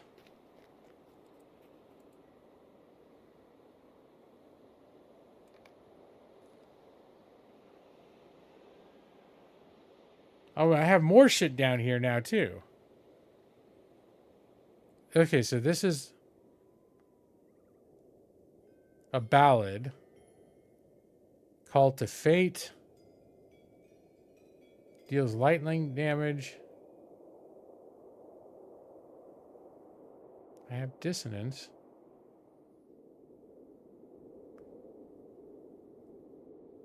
Anthem greatly increases your cry and call damage. Increases light, frost, and lightning damage. Requires 1 ballad buff present. There's a lot more abilities than I remember there being. I remember this being like a really straightforward class. Maybe it's once you get used to it, it becomes. Ever play Tyranny? I did play a little bit of Tyranny. I never finished it. I played maybe the first couple hours, and I was kind of enjoying it. I can't remember. Well, you know how I am. I don't know exactly if I ever was like, I don't want to play that game anymore. But it'd be like I played it one day, and then the next day, when I was like had time to play games again, I was like, yeah, I think I want to play something else. I just never got back to it. All right. Whether Dorless is right or wrong in leading us here, my heart warns me that danger is near, as is often the case with the wide world of late. Before getting started, everyone should be prepared. You are a minstrel, I can see plainly, but have you mastered your skills? No. I fear that you will be tested as a warrior in these harsh mountains. You should speak with your trainer to make sure you are ready for what lies ahead. Probably when this first launched, this is where you would go to get your second skill or something. I don't think, like, if you played this 15 years ago, you would already have 10 skills right now.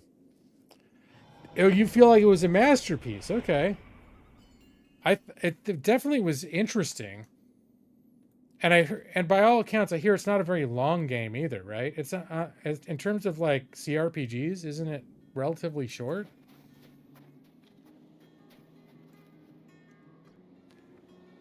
All right.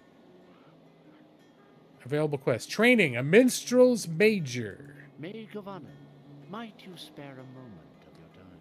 Good day to you. I am pleased to find another minstrel has accompanied us.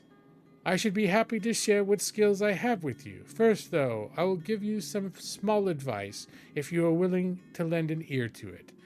As you may already know, a minstrel possesses a great power, the power to stir the spirit and raise hopes when all seems lost. Okay, so this is something that I find kind of interesting about Lord of the Rings online, is when you're fighting, the green bar that would normally be considered a health bar, or I guess it is a health bar, is called a morale bar. And So what you're losing is not blood. It doesn't represent injuries.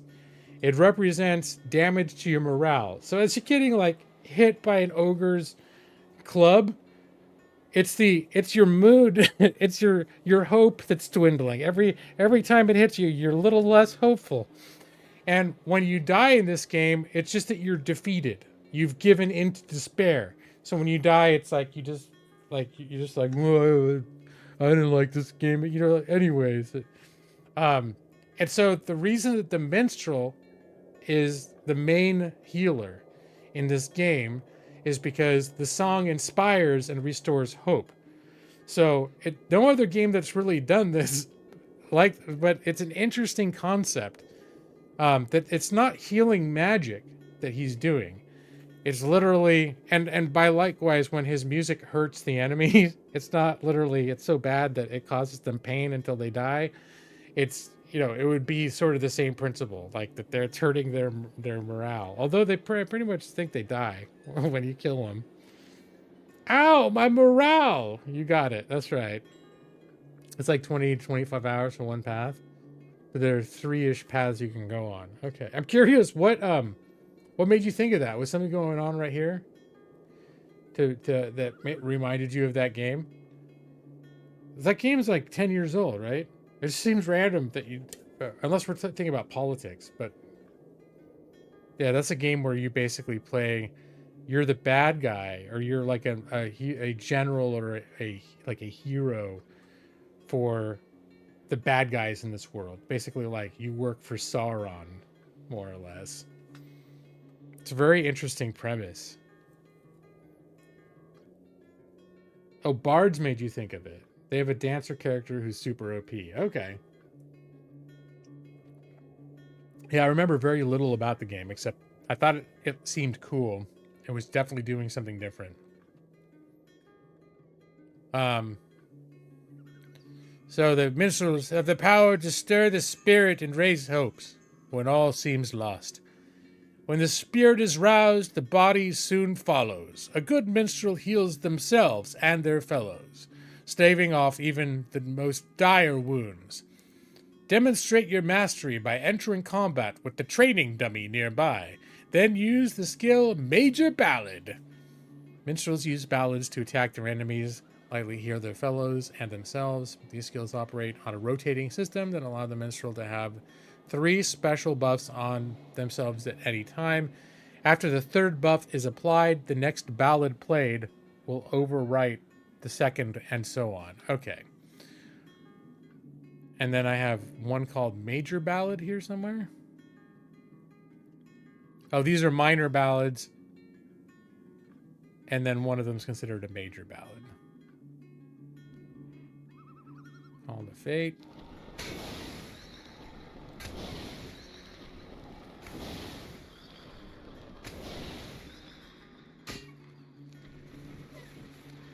And then I'm just trying to see. It looks like I still only have 2 ballads. Yeah.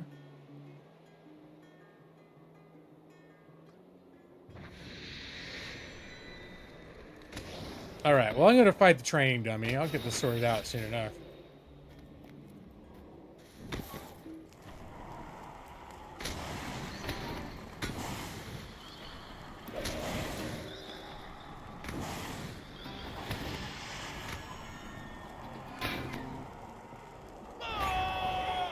Oh, there's that shout. All right.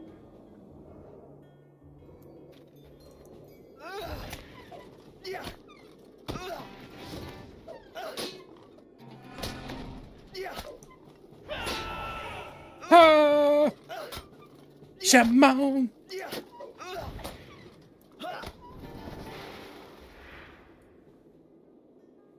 All right.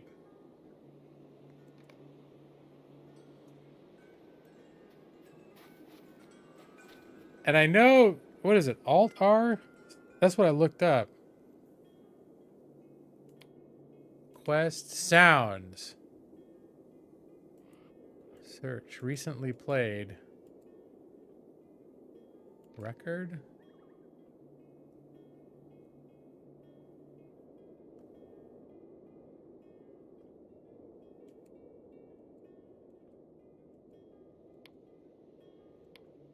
Somebody said you can open this thing and find the specific sound that you don't want to hear anymore and mute the individual sound effect, which I didn't even know ever existed. But it was one of the reasons why I was like, yeah, I wouldn't mind playing a minstrel again, except their shouts really get on my nerves. They're a little, ha! And then they're like, and I actually looked it up, like annoying minstrel shouts.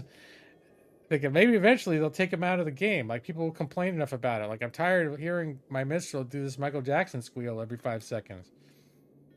They didn't take him out of the game, but apparently there's something right in the interface that I can't do it yet, but maybe either it's changed or I'm just not able to do it yet. But I look forward to at least the ability to mute his little ha shamao.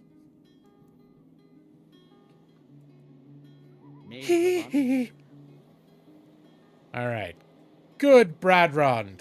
I think you'll be an excellent minstrel someday. You should return down to Elladan.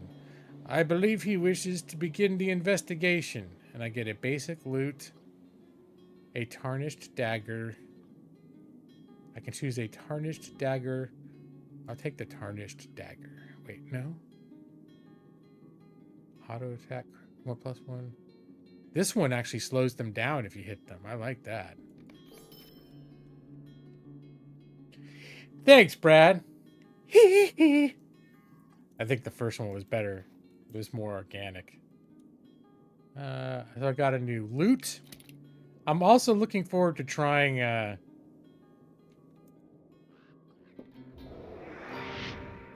different instruments, because you got drums and I think you also have flutes. Although so far I'm actually not minding the loot.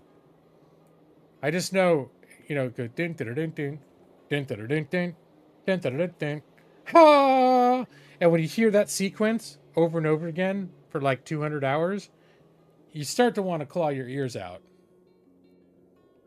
The worn mace. Okay, we'll get that on.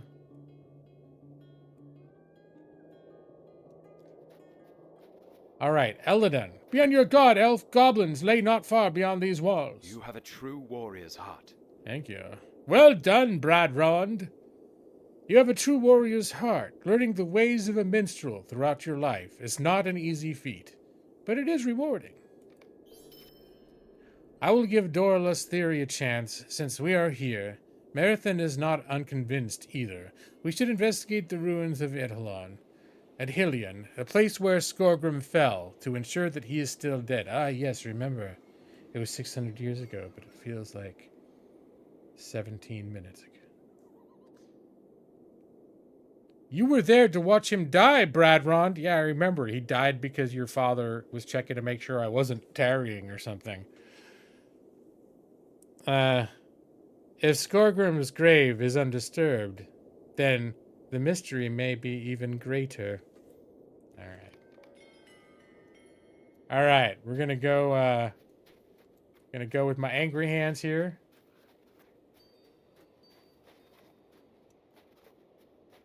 Am I going the right way? Yeah, okay.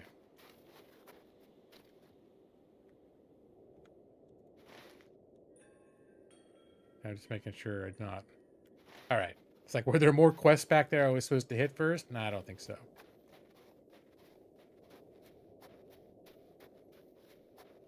Yeah, I also randomly almost reinstalled Black Desert Online because someone was going off about how much they love it these days, which I bought a long time ago. But then I didn't realize that they changed companies, and at a certain point they were spamming everyone's emails saying you have to transfer your game account over, you'll lose it. Apparently they spammed those emails for a year. And either they went into my spam filter or I ignored them or I thought they were like phishing scams or whatever, so I never did it. So now I don't. I think I originally paid $4.99. It's not a subscribing game. It's a pay once, play forever, but like with a semi-aggressive cash shop.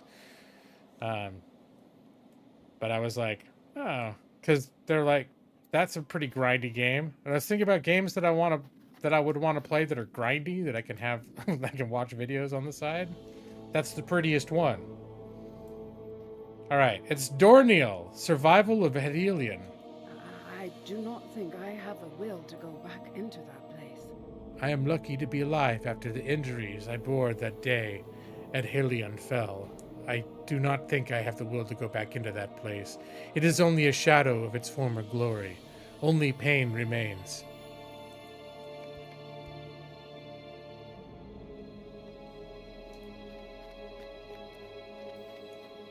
Hey Brad, I'm trying to remember. Last time I played Lord of the Rings Online, did you dabble in it a little bit around then too?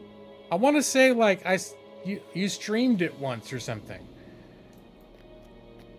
Around the time that I played it 2 or 3 years ago.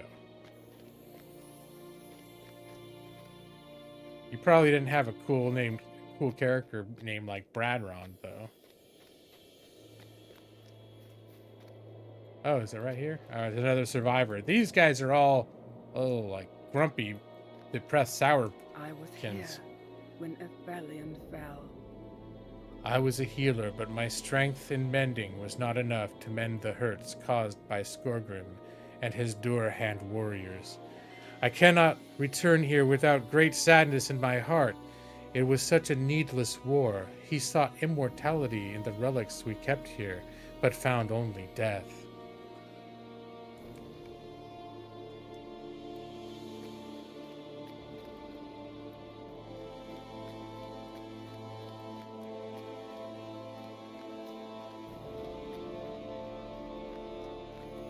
Ah, yes.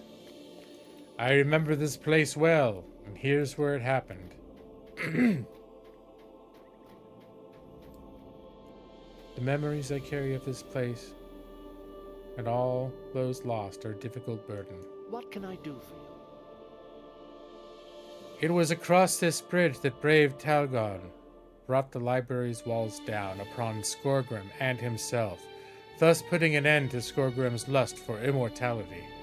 The walls smote them both as they crumbled. But that is a strange flower, one that I have never seen before. Is it familiar to you, elf? Is he not an elf? What? He's an elf too. Why are you calling me? It's not like I turn to you, Brad, and I'm like, hey, Brad, what think you, human? Like, huh? Might you spare a moment of your time? Alright. I have been told Skorgrim's body was discovered by Thorin's folk back when he inhabited this land before his death. The dwarf miners dug into the mountain and exposed the ruined cellars of Athelion, and that is where the corpse lay, perfectly preserved, in the Silver Deep mine. When Talgon brought the library down upon them both, they fell to their grave below. You could search for Skorgrim's body where it was last seen, if you seek it still. For my part, I have no wish to look upon Skorgrim again. Alright. Oh, okay. Ow! Did you hear that? That was my ankle bone. Injuries when you fall are always like dramatic in this game. It's like there's this really gnarly, like bone snapping sound.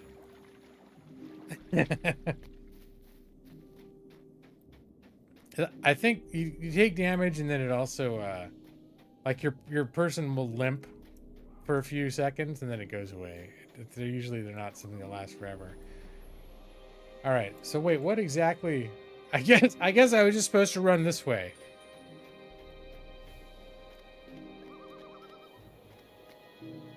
I do not have permission to use that. Okay, well, where the hell am I supposed to go?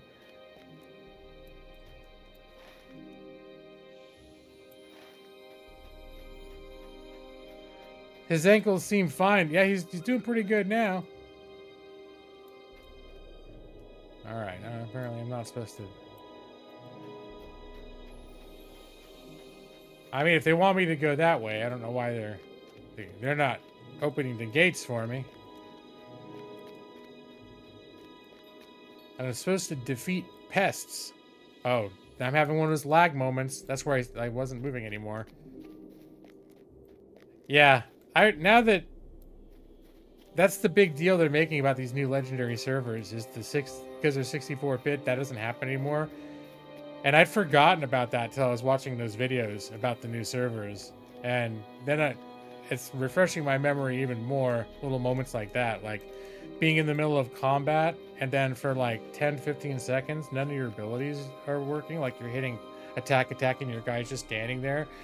And sometimes as he's just standing there, the guy that whatever he's fighting will be like still hitting him.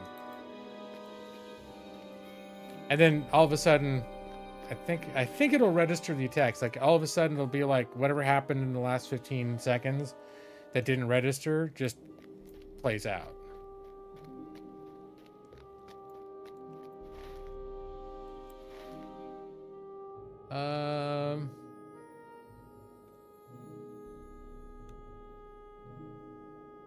Gate. All right, no, I'm going this way. Is this where control backslash or some like weird? Yes. I feel like I could stand to use the control backslash. I'm surprised I still remembered that. Quest log, options, UI settings. I wouldn't mind just making the UI just a touch bigger. I think this is where they got the slider. Reset UI scale. Okay, I can do the whole UI scale or I can do independent elements, but I think everything could benefit from a slight increase. That's probably better.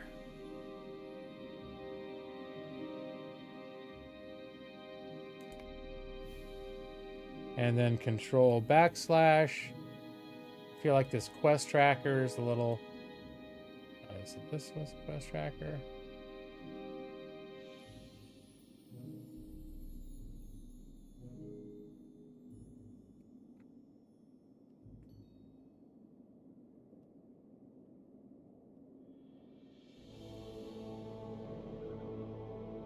Here, we're going to move all this down just a little bit.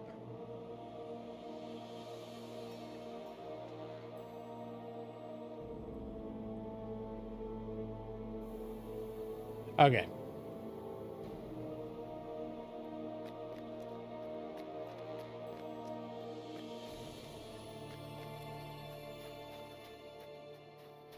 And Brad, I don't know if you heard my question, but I couldn't recall if you ever played this game. Because for some reason I thought, maybe you're gone again. For some reason I thought last time I streamed this, like 2 or 3 years ago, around that same time, like you streamed it a couple days later, or you dabbled in it for a second.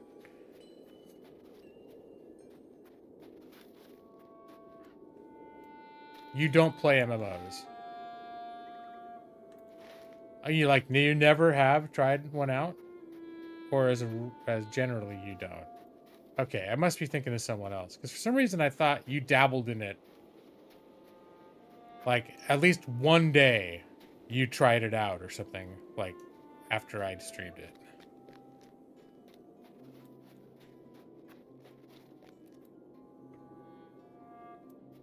You don't see the appeal. That's fair. I mean, MMOs, not everyone likes them. As you can tell, I do. Is there a banker in here? They got trainers for every character class. A bowyer. I can sell him some of my shit.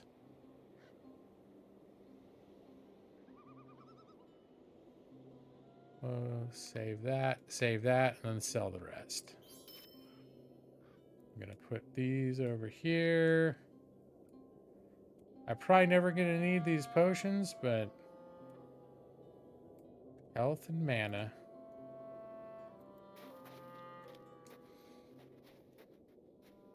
You don't even see the appeal of Final Fantasy XIV? It's just like a Final Fantasy game. Except it's an MMO.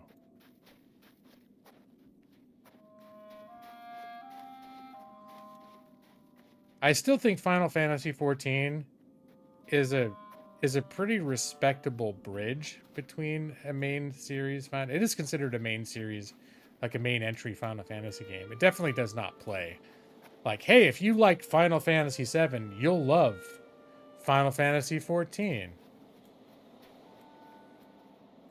Not so. But possibly, like, you might. There are people I'm sure that don't like MMOs in general, but they're Final Fantasy fans, and then they play Final Fantasy XIV, and they end up being like, "Oh, I'm actually really enjoying this," but only because it feels so, it feels like a Final Fantasy game.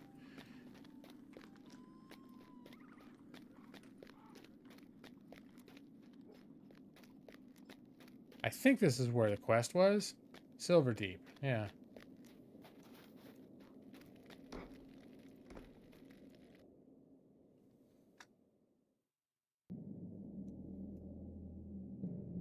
Let's see.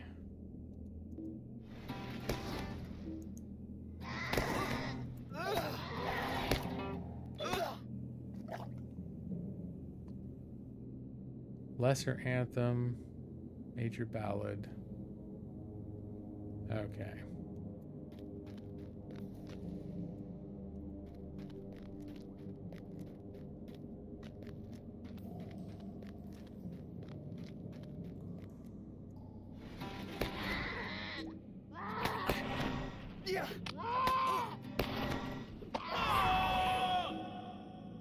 Oh!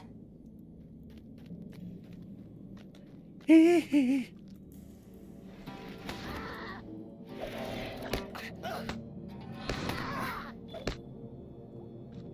All right, since I expanded the interface too, I just realized that the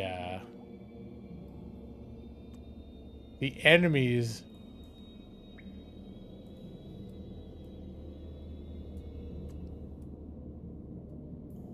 where's the enemies?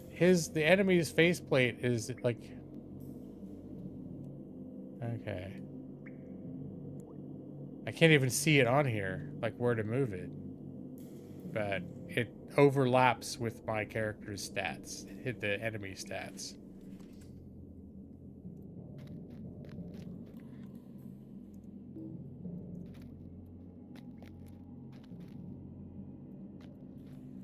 Yeah, see? Let me see if I can fix that. Oh, there. Now that it's actually there, I can move it. Okay. There we go. Yes.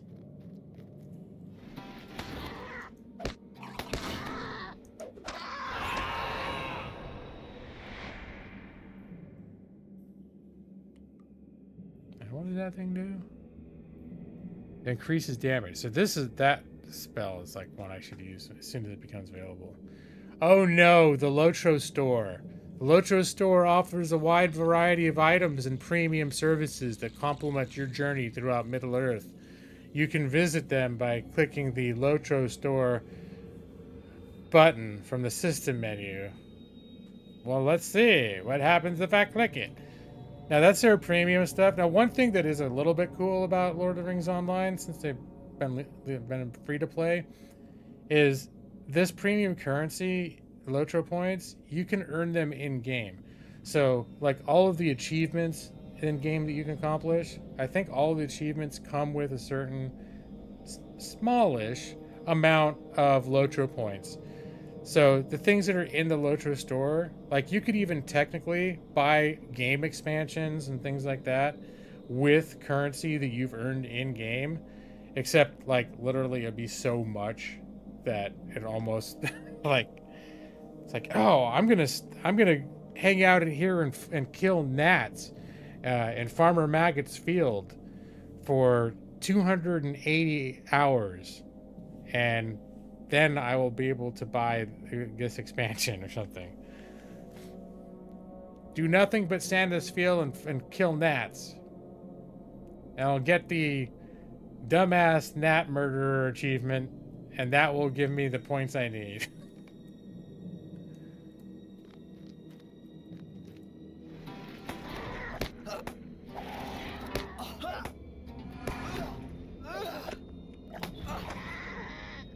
See, now I'm avoiding using the shout.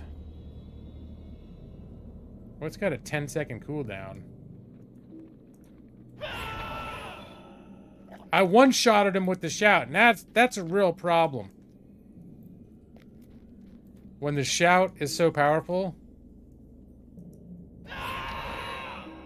Oh.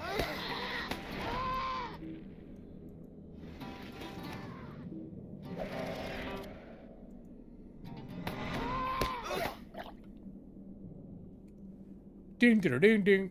And they're already respawning in behind me. Shout. Shout. Let it all out.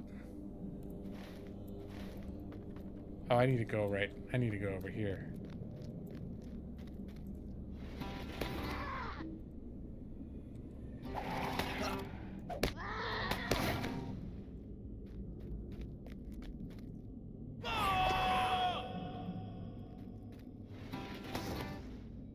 I killed him with my hideous voice.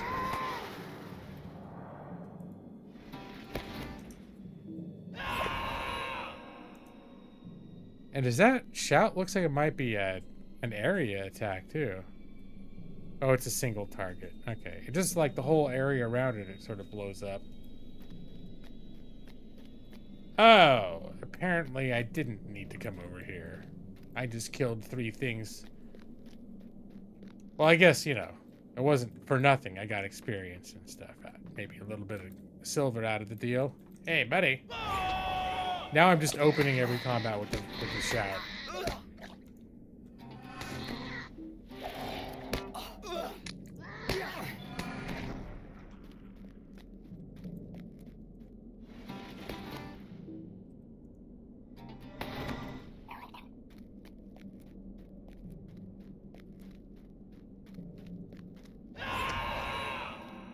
Yep, that shout. Oh, red flowers. Skorgrim's body is gone, but the same strange flower as found in Edhelion grows at the site of his long grave. Oh, that's ominous. It's my doom. Are you still playing Skyrim right now? In your travels, you will be asked to collect certain items for your quests. Most of these items will be stored in your quest log. If you ever want to see how many of any given item you have collected, you should navigate to your quest log and select the quest. Let's see.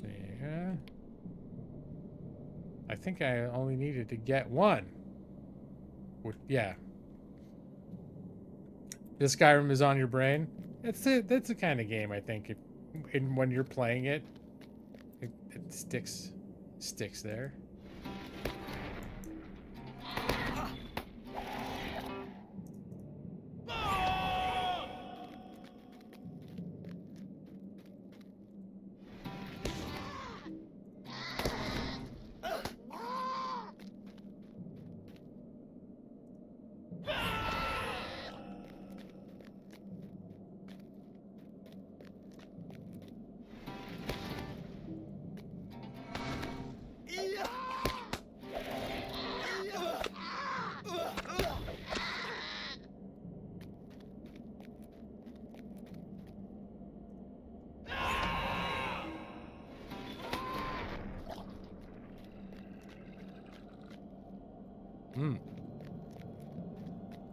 That is a troll. Been hit by sunlight.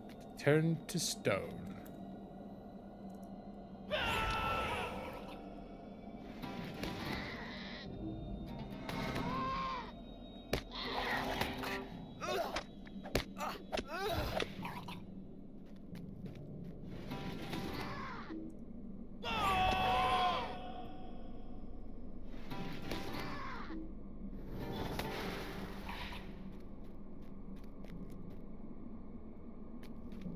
Yep. Pretty dramatic. Alright, back to killing these bugs.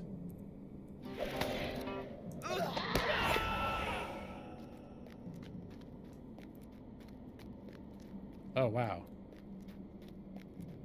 Wait, am I not supposed to go in here? Oh, I'm keep going this way. Okay.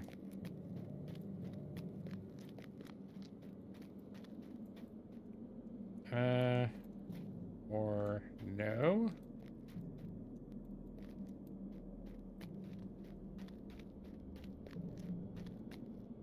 Oh, am I done here? Like I just leave now? Is that the idea?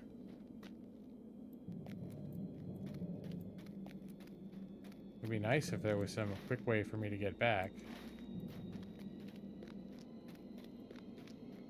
Probably everything is respawned behind me, too.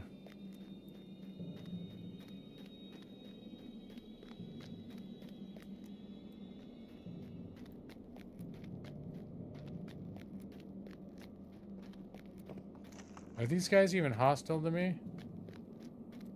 Oh. You mean I've been killing innocent giant bugs this whole time? I mean, there's probably some achievement for cave claws. That's the way this game is. They have all these, like...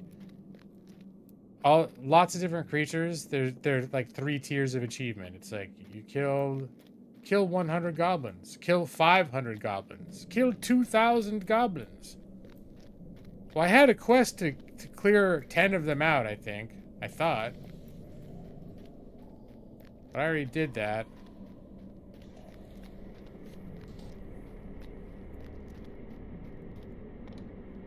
I'm just used to, like, if you go into a quest into, like, a cave or something, when you find the thing, your objective, there's, like, a door at the back of the cave that leads straight back where you need to go again.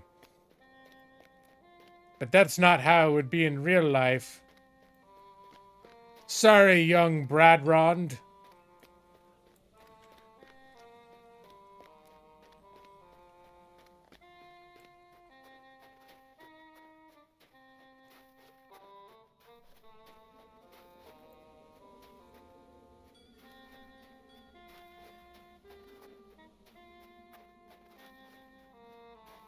This is not nearly as cheerful as playing in the Shire, although it would not have made sense to call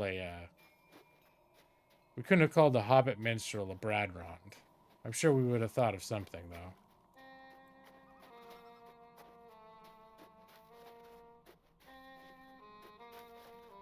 Yeah, did it say?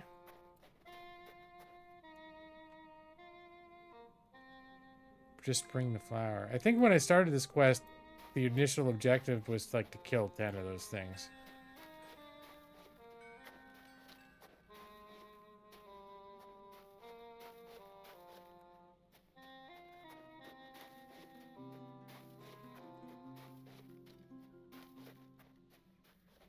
That is a vile little flower, and one I have not seen before. You say it grew where Skorgrim died, and where his body lay in death for all these years. Such magic is not common with dwarves. His body has been moved, though we do not know where. It seems that the flowers follow him in death. Perhaps they will lead to his new grave. Oh, let me get some tattered dwarf make cloth shoes. Red flowers, leaving a trail of blood through the snow. Every level, you may be granted new skills and passive abilities. As you gain levels, your skills increase in power and effectiveness with you. And World of Warcraft used to be, or in this game, like World of Warcraft, it used to be that as you gained levels, you had to go to your skill trainer to buy those skills. Like, you'd unlock the ability at level 5 to buy new skills that you could learn, but you didn't just have them added to your bar. But that's the way the MMOs have been doing it. A piercing cry. Great. Lost 1 power. Interrupts inductions.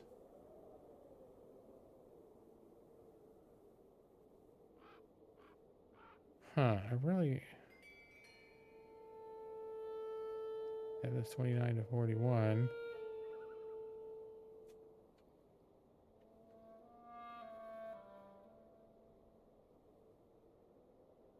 All right. So I think the advantage of this is I can interrupt shit. A trail, Bradrond. Red flowers leading a trail through the snow. Do you think these are the footprints of blood? Blood-red footprints upon snow-colored black, where the Doer King walks, to take his throne and finish what was begun. We have black snow, and the body of Doer King has been moved, leaving the fell flowers as footprints. Something evil is at work here, and I am sure something evil was at work when he sought our relics for immortality. We must follow him again. My brother is scouting for signs as well. Seek him as you search. All right. Gonna go search and look for his brother. We're finally gonna meet his brother, the one Brad wanted me to kick his ass. Let's see where it is. Okay, it is down the hill. For a second, I better stop and just make sure I'm running in the right direction.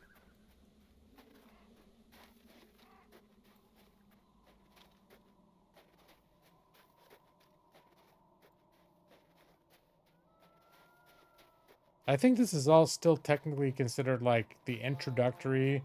This is an extended tutorial zone.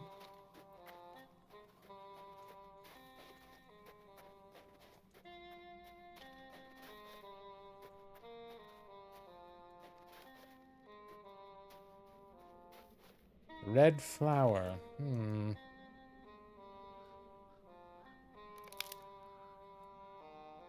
The trail of blood red footsteps begins at this spot. Oh, and here I get to follow them. Here's the next one. Yeah, Brad, I'll fuck him up. You really don't like him, do you, Brad? What have you got against old what's his name? There's a puppy. Hey, puppy!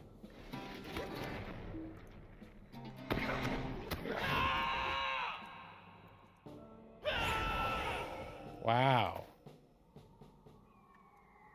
You know very little about him? But I don't like little old what's his name?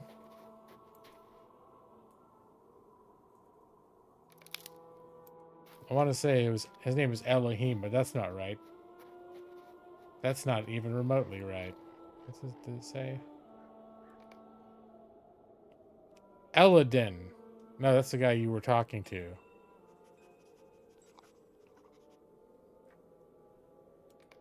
I just heard like the those these Bargus are kind of like wolves. I heard the sniffing in the corner of my ear. I swear that's how I wake up. That's what I wake up to. Millie comes in my room and she'll do like a check to see if I'm awake. She'll jump up on the bed. I get the sniffing by my ear. If I don't stir, she'll just leave. If I want to sleep more, she'll just leave. But if she sniffs, she'll sniff, like poke her big snout in my ear and sniff. And if I start moving, then she gets all excited, like, "Oh, you happen to be waking up now, huh?" Anya's never been on the bed. Well, with the urinary retention problem. Pretty much as soon as we stopped having Millie stay in the caged area, we gave her free reign to stay in beds. And I think, in fact, it was like Amanda was so excited or like liking the idea of having like a cuddle buddy up in bed that was one of the incentives, like one of the reasons that we got more proactive about, okay, we're going to have to puppy proof the rest of the house to some extent, more than we have. Because we got the puppy without any planning. You don't give a shit. Your opinion is she's welcome, but Florence doesn't want her there. You're a risk taker, though. All right. You don't want her to piss on the sofa either, but I invite her up there whenever she looks interested. All right. Brad, you got such a big, warm heart. Who would have expected? With the way you feel about kids, that you be so tolerant about a dog.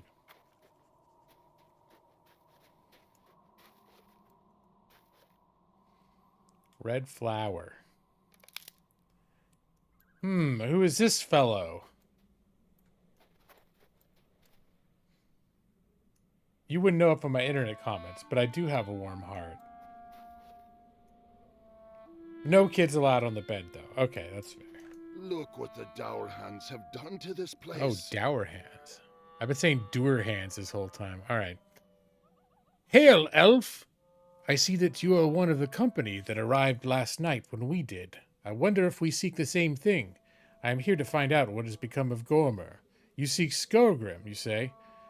The Dour Hands are his descendants, but Skorgrim is long dead.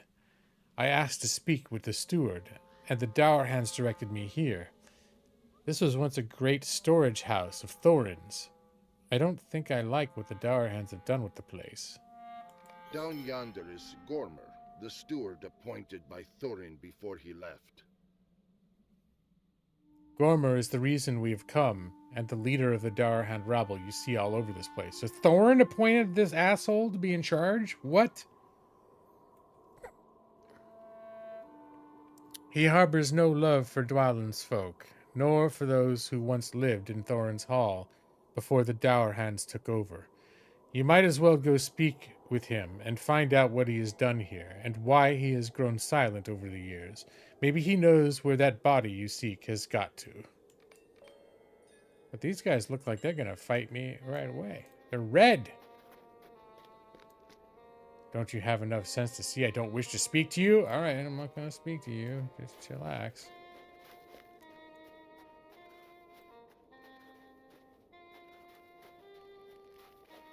Yeah, these guys, they're all very dour. Have you come to pay your respects at Skogrim's tomb? I see an elf, surely from that party that has come to settle on the outskirts of that gloomy elf town to the north. What do you want, elf?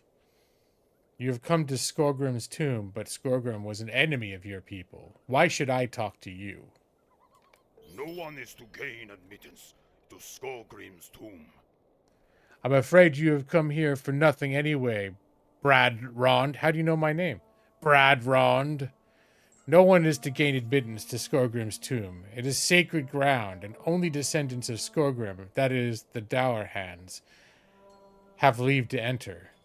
You are more than welcome to pay your respects to our fallen king at his shrine, which is just east of here, in the Rockbelly pit. Skogrim was a great king, after all, and deserves tribute. Was he not, elf? It's a little bit like a Confederate war hero.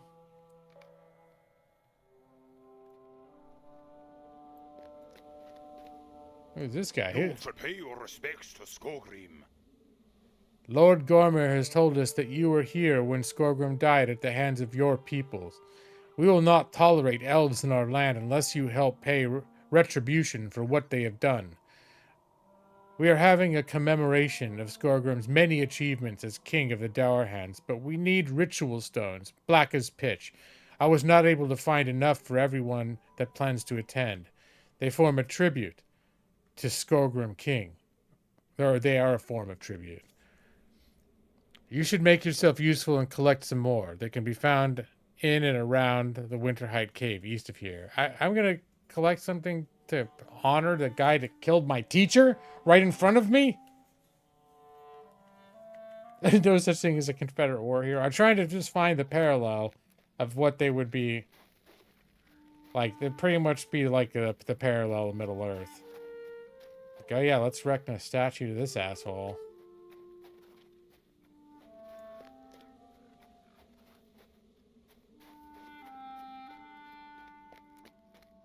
It's yeah, King Jefferson Davis.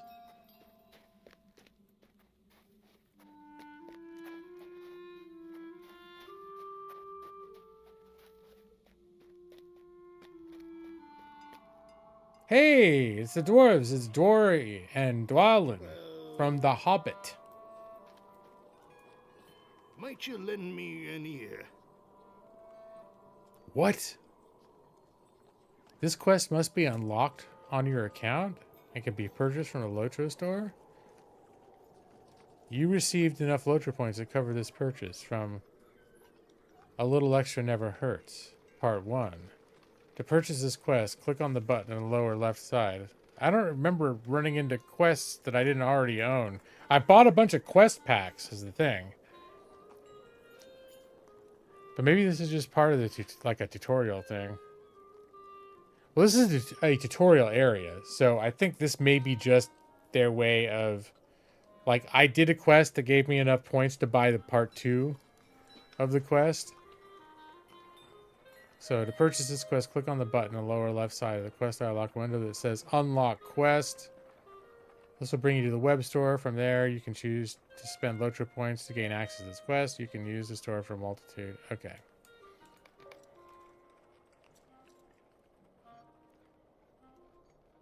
What do you want? I'm sort of ignoring that thing right now. Oh, there, it's still on there. Okay. Excellent news. Accept this mount. It will carry you to and from battle, but it is not fit for fighting.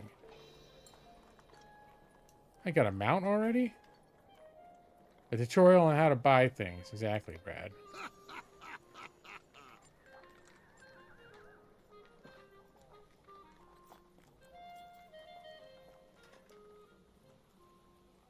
Intro.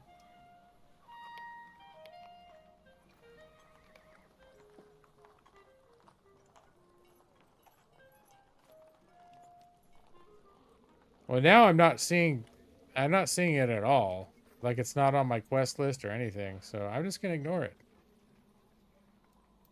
Maybe it's something that they removed and there's still some...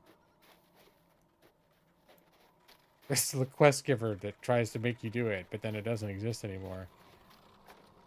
I don't know. Not that concerned about it. But one could say maybe it does feel a little bit abusive. I'm not all that worried about it because I understand. I don't know if that would be like what you consider the more abusive monetization. I don't know. It's hard to say what is and what isn't when I think about it. Because I believe that this is a game that costs money to maintain and do all the shit that it does. And if they're not gonna have a subscription, that they are entitled to cause other expenditures, optional expenditures. All right, where am I going? Does I need to go up here?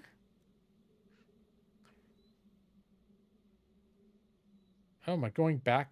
Okay.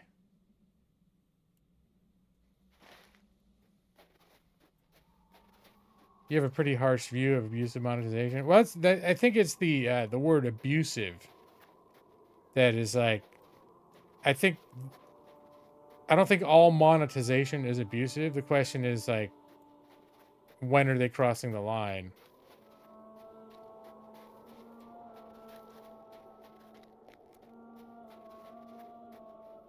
Because I do think it's perfectly reasonable if a game is like essentially free to play in lieu of a subscription model, that they must necessarily generate revenue in other ways. They can't just do it for free. But I think some games are more predatory about it than others. Whereas this game was not built with that in mind. It's something they tagged on, right? Later.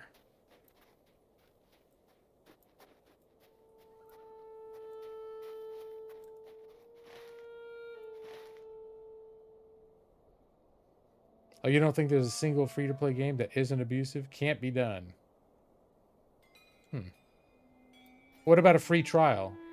Where you have to pay to like access beyond, like World of Warcraft, you can play up to level 20 for free, but if you want to keep playing after level 20, you have to subscribe. You think that's abusive?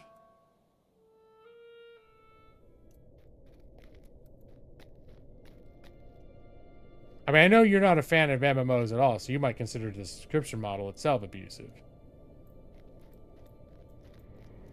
Well, I mean, if they say you can play this for free, but then they draw a line and they're like, until you get here, then you got to pay to keep playing.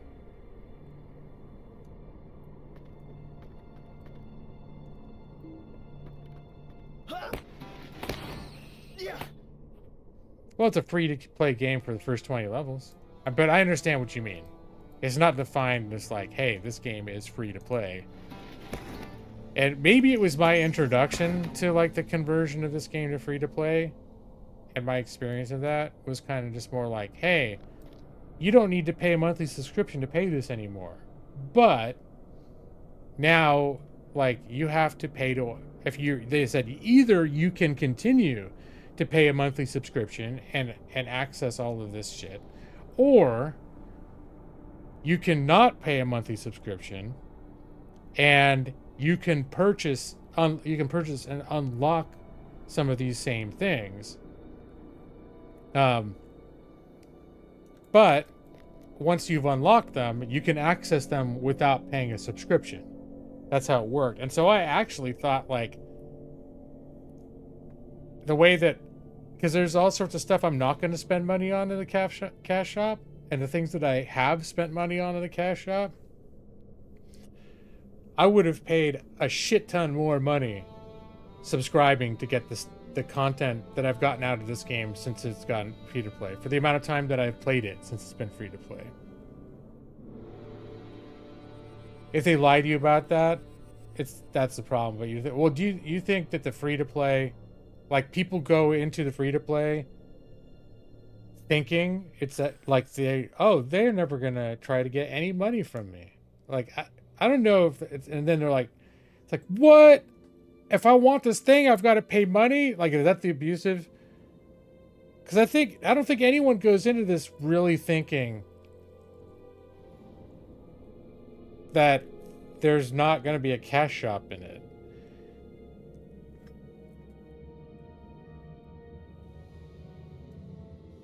Like, I don't think there's anything deceptive about it. But there are ways they can do things to make it very manipulative. To make it really, like, more predatory, right? Alright. Do I need to kill these things? Defeat bats! I do, in fact, have a quest to defeat bats. Black stone! I found one! Having a cash shop isn't inherently a problem. Well, do you think that, like, having the thing where a quest popped up and said, this is an example of a quest that you have to unlock. We gave you enough Lotro points in the last quest you did to unlock this part 2. To play it, go into the Lotro store and find it and unlock it. Like, does that... Because that's when you brought up the idea of abusiveness. Did you feel that, like, injection of the cash shop into the tutorial was informative or abusive? Or both? Maybe. I don't know. Like, was it justified? Because if they're going to have a cash shop, they're going to have to let you know about it somehow, right?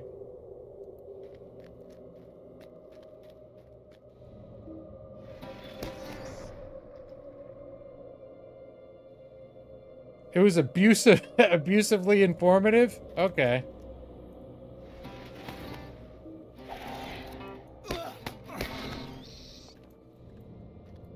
Alright. Another black stone.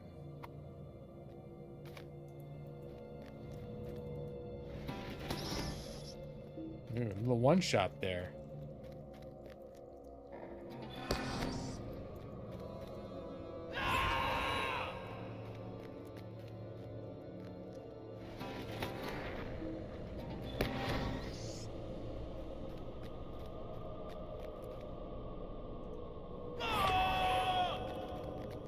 Ha! Where am I? What's over here? A menacing-looking statue has been raised in the likeness of the door hand's king of old. That's the guy. That's the statue of the guy that killed my teacher.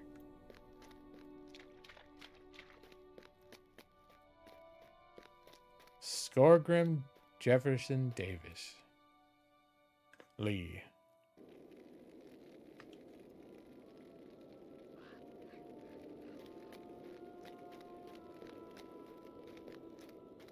Well, that was convenient. Wait, could I have gone in this way the whole time? I had to climb the mountain to go in the other side. To face the statue. All right, here's a stone so you can honor the murderer who killed my. These are the very stones we need. Oh, so many things I can choose from.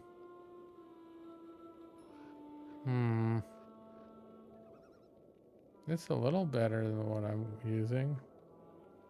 I'm gonna use the horned blade or the honed blade. There we go.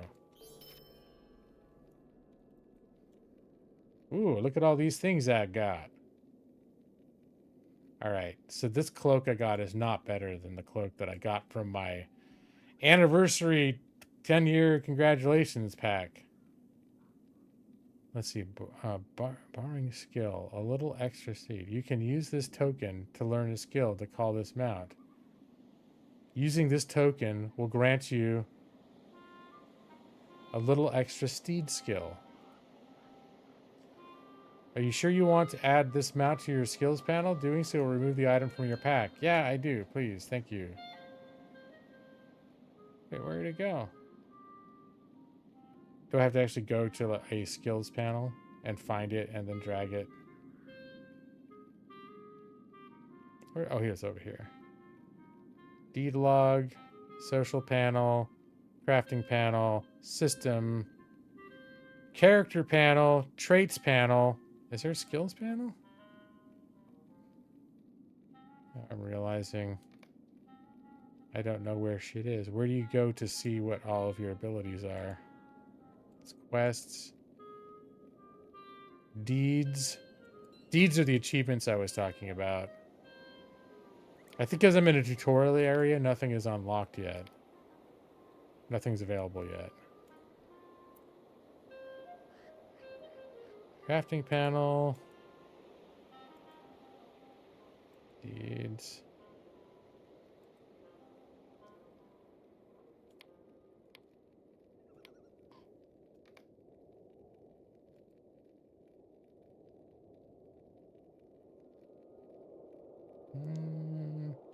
Oh, skills. Here we go. Mounts. Oh, and I got the goat too. Can I ride the goat yet?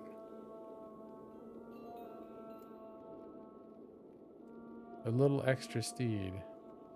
That's one thing too that that is now you have to pay for, and that is there are two options. Each character, when they hit a certain level, can learn the riding skill, which you have to pay for, at least with Lotro points, in order to be able to ride horses at all. Which, that miffed me, but it was always like $1.99 per character. Or you could spend $30 in one shot. That's where it's like, is it abusive? $30 in one shot to unlock like three levels of riding, the basic and the intermediate and advanced, so that you can ride all the mounts in the game on every character that you ever create. They're all gonna have it. So it's like at one point a few years ago, I was like, oh, fuck it, yeah, because I love making new characters. That's like one of my favorite things to do is revisit old MMOs and make a new character. And yeah, so I was like, yeah, that's worth it to me. But there's a part of me that's like, I feel a little dirty doing this. Like, I feel, are they taking advantage of me right now? Let me see if I can wait. The goat, this, like a mountain goat thing. I got this when you bought, it was like a bonus item when you bought Mines of Moria expansion in 2008. At a certain point, you unlock, like I think through a quest, you unlock this goat. He's got a little lantern on sticking out of his ass. It's pretty cool. I like it. What was the other one? This is the one I just picked up. That's much more of a traditional steed. And hey, Jada Goat. Yeah, Nick, more Lotro. Yeah, what do you mean more Lotro? I haven't played Lotro in like 2 years. You're like, Lotro again? Didn't you play this in 2021? It's like, yeah, I did. I streamed it once in 2020. I think it's in 2021. Oh shit! You're getting kicked out of your crib. Your life's falling apart. Oh man, I'm really sorry to hear that. I was just gonna say, it probably adds insult to injury that you gave me all this money in RuneScape last week. And now I'm not even playing RuneScape anymore. Just to add insult to injury. I did play RuneScape for the rest of the, like, most of the rest of the week. And I did make use of, I made use of the gift. But, yeah. Well, I'm glad you're here. I'm sorry. It sounds like you're going through a lot. And I am sorry to hear that. I hope everything works out. Usually situations like this, they can be kind of shit for a while, but you know, hopefully you'll land on your feet. It may just be a rough minute or two, hopefully. All right, off of my horse.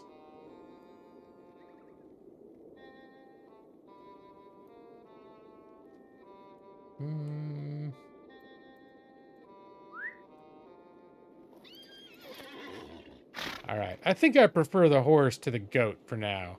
The goat is cute if you're riding like a hobbit or a dwarf or something, but this elf looks way too dignified to be riding all over on a goat. Maybe if he's riding inside the caves in Moria, the goat would feel more appropriate. Oh, shit. Okay. So there was an incident leading up to it. That, I'm sorry to hear that. That's the worst, especially, honestly, like, I don't really drink anymore. And I don't know if you know how old I am, but I turned 50 this past year. I'm turning 51 this fall. So I've been around for a little while. But I started drinking. I didn't drink when I was young. But I started drinking when I was in college, and everyone drank when I was in college. And I used to get drunk a lot. And when I drank, I would drink heavily. And then somewhere, a couple things happened. When I started getting my late 20s, early 30s, I started having more serious hangovers, and I just didn't feel as well when I drank. But I also had incidents where I would get really drunk, and then I would behave badly. I've told some stories in here with friends of things where I'd wake up the next day, and I wouldn't fully remember what happened, but then I'd remember things that I said and did. And for me, it was like, I didn't go crazy or anything, but different people, when you're not in control of your faculties, like, that's the problem. It's like, almost anything can happen, right? So, like, I'll quickly tell a story because you haven't heard it. Yeah, I did actually try meth for the first time.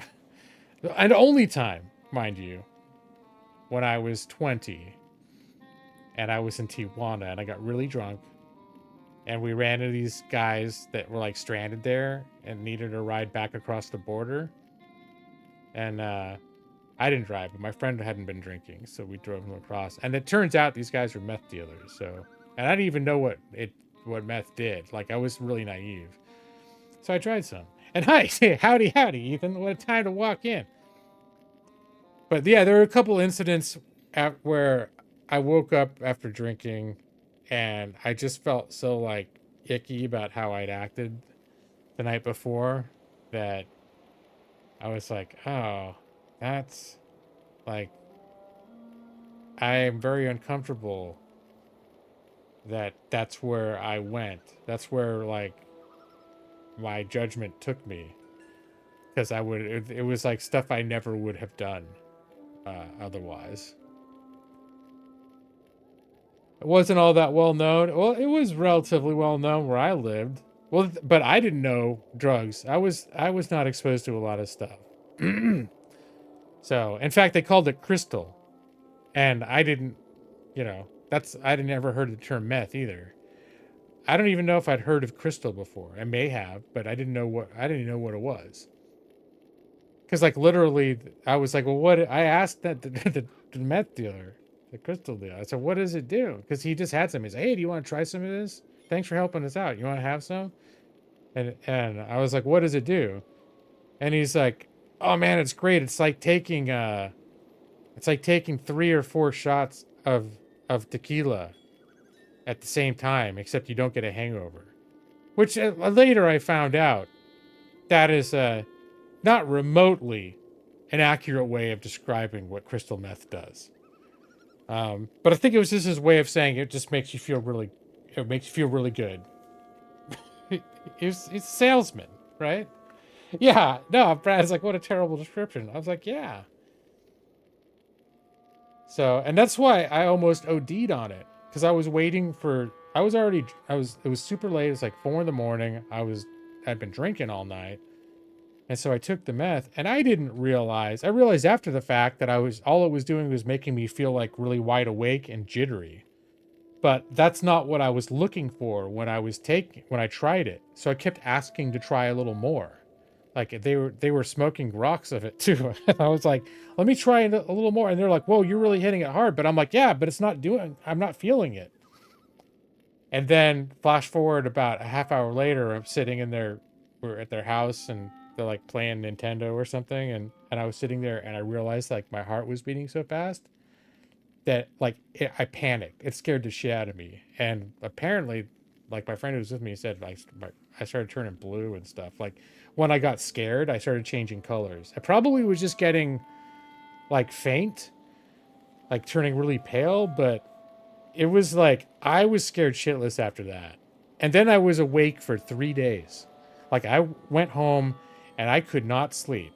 All I did was lay there. So fuck it. But that wasn't something that I blamed the alcohol for me doing that, because I was just sort of like, I was sort of open to trying stuff at that point. I didn't experiment with that much stuff.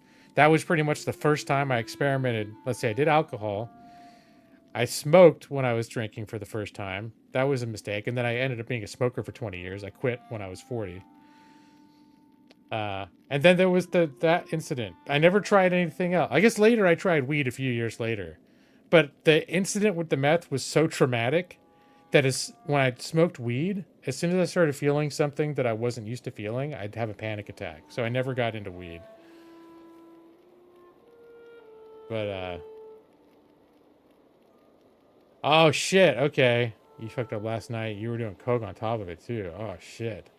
You're bawling your eyes out. Shit sucks. Yeah, man.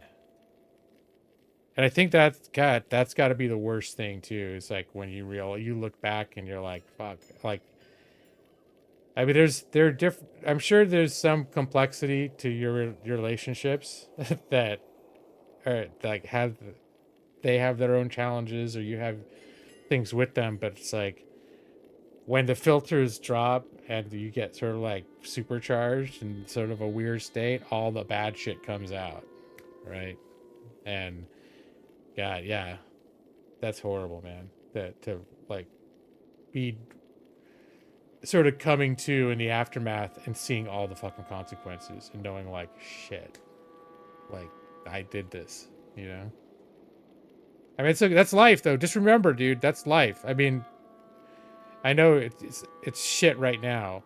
But the way that I'm telling you this right now is not like, I'm not chastising you, and I'm not being like, well, you fucked up. I'm more saying that it's like, yeah, this is like life will run you through some pretty fucking hard lessons, and some of them are about like the things that you've done that you shouldn't have done or have done differently, right? You're young too, man. So it's like, got a lot of time to course correct, you know? I don't know about your specific situation, but it's probably not irreparable. Admitting you fucked up goes a long way. People who love you will get it. Yeah, and that's the thing too. It's like, at a certain point,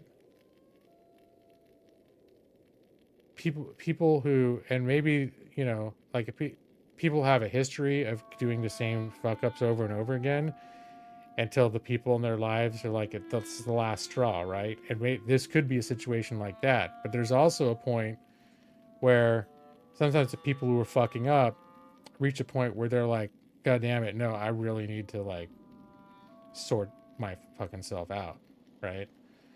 And I think that's the sort of thing where a lot of bridges can be mended but not just like the next day, like, oh, I'm sorry, right? It's like it's like a more profound. It's got to be more profound long-term change.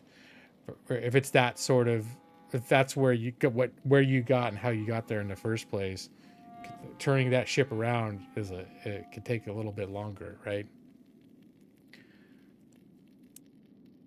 Living 3,000 miles away from your family has prevented me from saying coke fueled weird shit to them. That's fair, dude. Yeah, we make mistakes. Your sister has 3 kids. First one's 14 and has special needs and is blind. Your mom has taken care of him his whole life, and your sister's 32. Oh. Got pregnant and was in jail. She's pregnant, came out of jail. Had this kid she doesn't know. Who the baby daddy is for the second kid. Put the burden on your mom. Thinks to take care. Your mom is 62. Oh shit. So there's just like just the whole environment there's a lot of shit going on.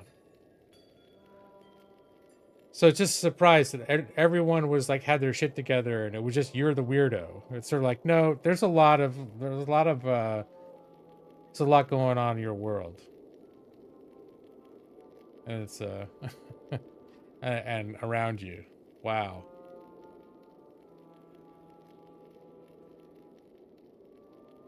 All right. And then I'm like, all right, I'm gonna go shoot things with my with my laser hands now. Boop boop boop.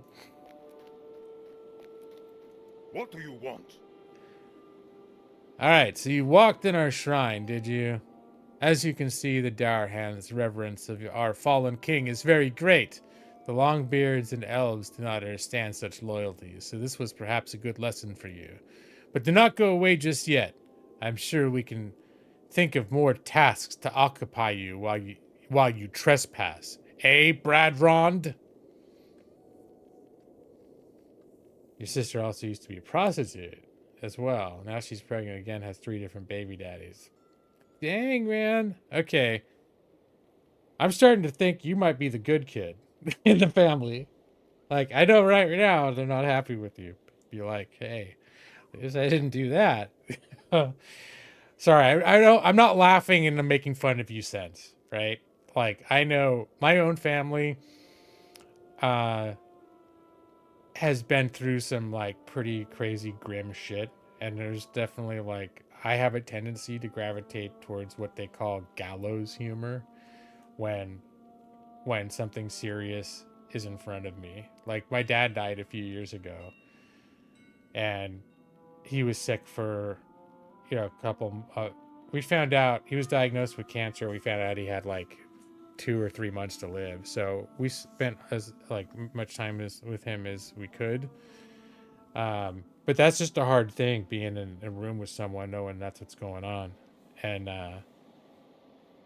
And just like, but sometimes like I look back, I mean, when I was alone with my wife, that's when we would I would say things to relieve the pressure, like just things that had to be said. Like when we go over there and I'd be like, God, I don't want to go over there. Like I can't deal with it today. But it's like, no, we got to go. And then just shit like, it was his birthday around then, and we were at the Walmart, and I found like a travel toothpaste. I was like, told my wife, I say, hey, look, I could get my dad a lifetime supply of Crest. And sorry, I'm laughing now too. It is fucked up, but that's the way I'm illustrating that. Like, that was a serious, grim fucking situation, and that's the kind of moment that I'd have and be like, anyways, don't be sorry, man. You lost your dad on August 9th in 2020. Okay, I was in at the beginning of 2018. Well, you flipped on her, calling her a prostitute junkie, and threatened her with CPS. Ooh, okay. That's really set shit off, because you're cussing about her. Your mom got scared.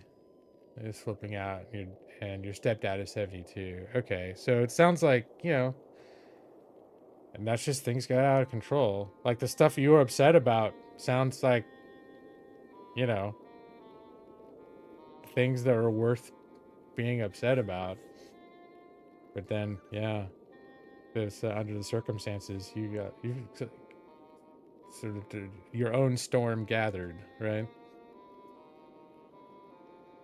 I don't know who to talk to, and you feel like you're trauma dumping. Sorry, yeah, that's all right, Jada Goat. Now here's the thing. Like I don't usually actively encourage, like, hey, people come here and talk about your serious shit, but shit happens sometimes, right? And sometimes somebody needs that. Now, if there was someone like once in a while there are people that like maybe we've known for years that come into this chat, and it seems like more often than not their life is always a disaster, and they always come in here when there's something disastrous is happening to talk about it. Even then, it's still like I don't go get the fuck out. You're dragging us down. But that's sort of thing where it's like, you know, everyone goes through their rough chapters, and some are obviously rougher than others. And yeah, it's okay. It's sometimes you just feel like, fuck, I need to be around people, whether virtually or in real life, and just someone to like bitch about this stuff. Let it out. So that's all right, man. Yeah, you had a shit bottled up and lost your mind. Yeah.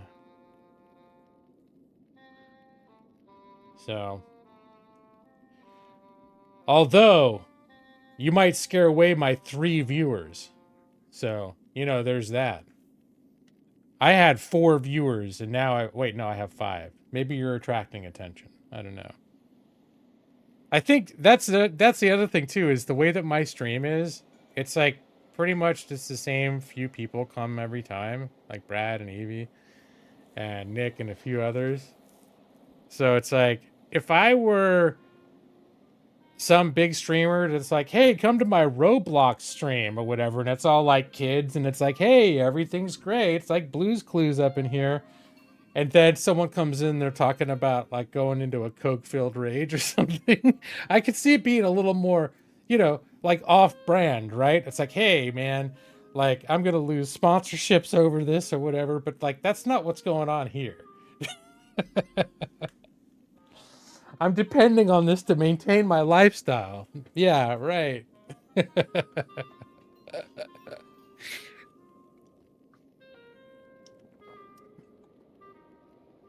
So that's some pretty heavy shit though. But you know, like I said, everyone goes through their shit. I haven't been through the shit you're going through, but I've been through my own shit, my own other shit. So, and I think I remember, like, there was one time after I broke up with a girlfriend and I got really drunk, I was really depressed. And this was like, I don't know, 2002 or something like that. And I logged into EverQuest. And the first people that I found on my friends list who were logged in, I hadn't talked to them for a while. It was this couple. And I just started like, and there was no voice. It was all, you know, text. And I just started dumping on them. And I'm sitting there at the keyboard and I'm crying and, oh, I loved her. Da, da, da, you know, stuff. So I definitely know that feeling of like, I'm falling apart and I just need to talk to somebody. I don't know what they thought about it. They're very nice to me. They're very nice to me about it. And they still talk to me after the fact if I logged in later. It's not like they avoided me or blocked me or anything. But yeah, it's just one. Obviously, a completely different thing I was going through then than what you're going through. But it was, you know, the different things that happened in our lives that even though looking back in retrospect, I can't even remember whoever it was that I was upset about going into EverQuest crying about some girl I broke up with. But, you know, so looking back, like, obviously I'm like, whatever it was, I thought it was a huge fucking deal at the time. But in the big picture, it didn't mean jack shit because I don't even remember who it was. I just remember crying in EverQuest. I was crying and now you're laughing. Well, hey, I figure I owe you that for the 27,000 the gold coins that you gifted me in RuneScape. I mean, that's I mean, that's a debt a man's got to pay back and respect or, you know, in something. So, you know, and that nice set of armor you gave me. Although I will admit, when my defense skill got up to level 20, I used some of the money you gave me and I actually bought the next tier of armor. So I'm no longer using that armor, but it was because I used the money that you gave me to buy better armor. Okay. And you're crying now, you're laughing. Well, I'm happy to hear that. I like that. That makes me feel good that you're I know what a bleak you're right in the middle of the shit right now, and I'm glad I could or that we could at least for a moment, you know, make you feel not horrible. Okay. Ooh, I'm gonna get some tattered dwarf make cloth trousers. It will be a busy day for all my folk. Oh. Alright, I got some shoes to put on. Actually, I don't look hideous. This is one of those games where it's like you keep getting armor and quests, and then half the time you end up looking hideous. Like, oh no. I hate this armor. And there's that sword that I got. Okay. Well, the tattered trousers are better than what I was wearing. Before I was wearing quilted leggings, which doesn't sound that bad. Doesn't have the word tattered in them. But it was 1 armor. And the tattered dwarf made cloth trousers is 15 armor. So, it's, what was that? 1,500% better? Yeah.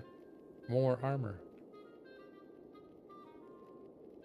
Alright. Would you like to be here to witness the ritual of the commemoration of our fallen king? As steward of these hills, I welcome you to celebrate with us.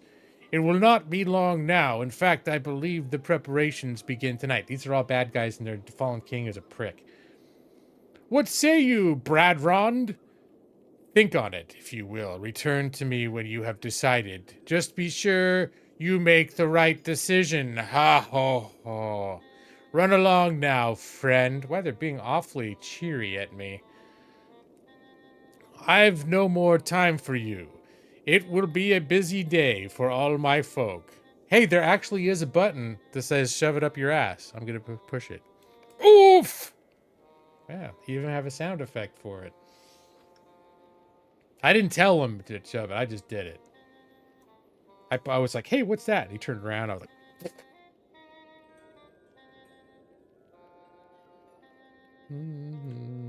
Yeah, there we go. Evie knows. Tattered clothes. Some people pay to get their clothes tattered. You know, they pay extra for that shit.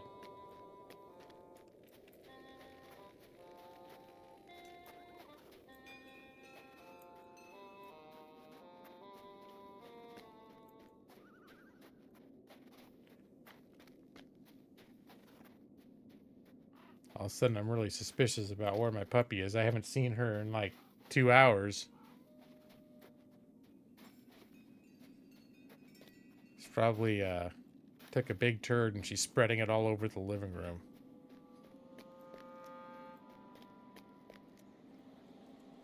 You just got back. All right. I didn't know you were gone. Thank goodness you're here. Ah, my good elf. I bid you welcome, and I am at your service. Nos Grimsong sent me word that you would join us in friendship. You spoke to Gomer recently, didn't you? The traitor, Skogrim, is not the king of Thorin's Hall. This place belongs to Thorin's line. I have too much on my plate for nonsense of the dour hands and their strange rituals. All my dwarves are ill since coming here. That is more pressing than Gormer's folly. I bet they poisoned these guys. I had the kids that had the holes in their jeans. Yeah, you had to pay extra for that. You're like, oh, it'd be pre-ripped jeans. Because if they're ripped by professionals, It's like an artist's eye. I will rip the jeans. Yes, like an artiste. It'll be extra $60, please. $60 per rip. They posted a picture of you downtown with the song "I Fell Apart" by Post Malone playing in the background. Game reminds you of WoW a little bit. Yeah, it came. Well, this came out in 2007, and there's a lot. MMOs shared a lot of DNA back then. It's different in a lot of ways, but yeah. If you've played WoW, you're gonna see a lot of similarities in a lot of games, with RuneScape being a notable exception. RuneScape does not share a lot of DNA with the other MMOs. Why was he a fake Frenchman? Because he's an artiste. It makes it more expensive. It was just some like Midwestern dude, and he's like, "Nah, I'm gonna rip your jeans, dude." Then it's like, I'm not gonna pay that guy $60 to rip some jeans. But if it's like, give me your jeans. I have an eye for this. Rip, $60, please. And you're like, yeah, this guy's custom ripped jeans from this French rip artist. Sounds worth it to me. I think I'm making a pretty compelling point here. Oh, yeah, exactly. Yeah. What's any friends? Well, that's not the first time I've done that accent. I just come out with it randomly sometimes. But one of these days, there's gonna be someone French in here, and they're probably not gonna give a shit. But I'm gonna feel horribly awkward and embarrassed about it. That I sounded quite smart and accurate. Thank you, Brad. Did you rub your eyes and you say, "Hey, where did G-Log go? And who is this French man at the microphone?" And it was me the whole time, Brad.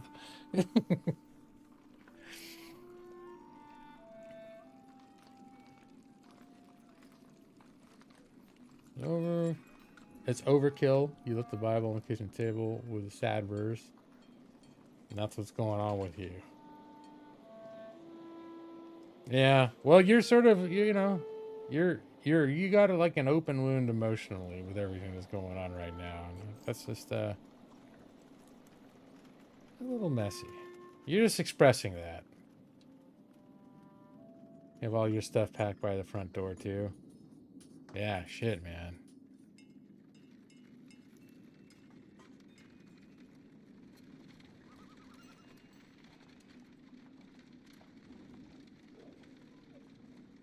Yeah, Brad is, I think Brad might be more capable of that. Brad, you seem like you got a good sense about this. Because I'm also, you can sort of see I'm someone that's like, I'm not freely giving out recommendations. That probably is part of my lawyerly training. I'm always real cautious about telling anyone to do anything.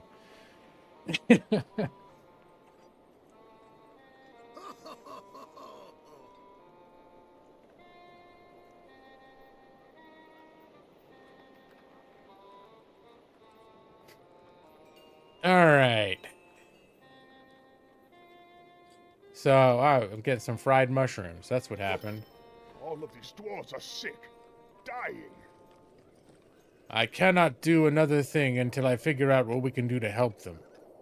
I don't even know what happened to make them ill. How can I hope to cure them if I don't know how they came by this plague? Maybe it was the mushrooms you just handed me. I don't know what happened to make them ill. Okay. Those foul dour hands have really let this place crumble.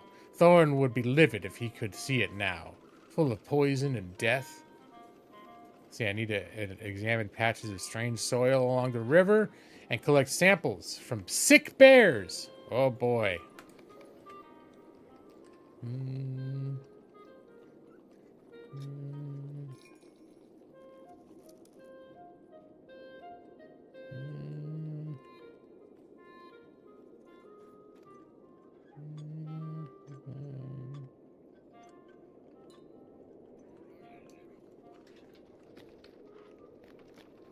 I apologize.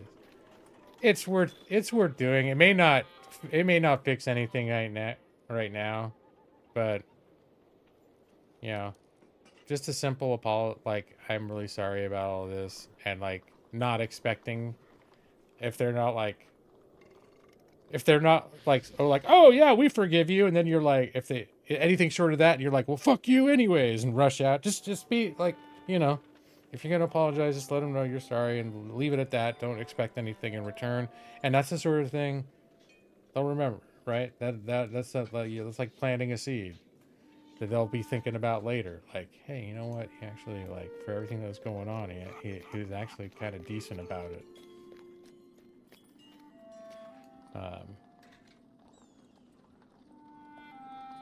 You keep it real. He's a lot. Yeah.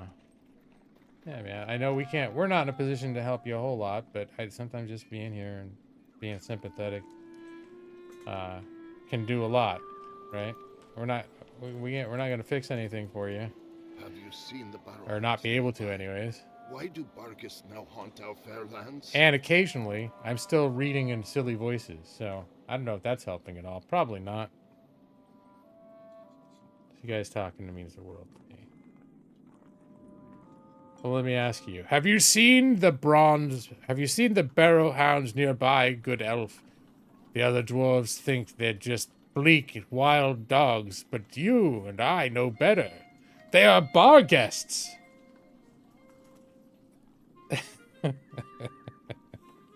All right, good deal. You know, in my travels some years ago, I once happened upon the most forsaken place I've ever seen. Dread filled me, and my voice died, and all was cold. The dogs were there, the very same as these black, mournful beasts, with their eyes full of death. Why, they've come to replace the lynx and the wild aurochs herds that roamed here in Thorn's day. Does not make any sense. They must be driven off. Hey, and if I do a good enough job, I may get myself some tattered cloth shoulder pads, so... Let's see, I gotta kill 4 of these dog creatures. Yep, I bet you're looking at this, wondering why you wasted all that time in RuneScape and you weren't doing this instead. I'm gonna kill this dog with my bad music. And follow with a Michael Jackson shout. Insta-kill!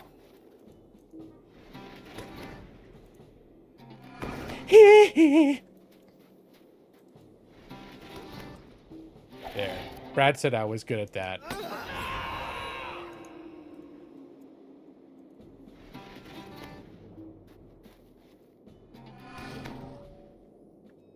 Shambo! Shambo!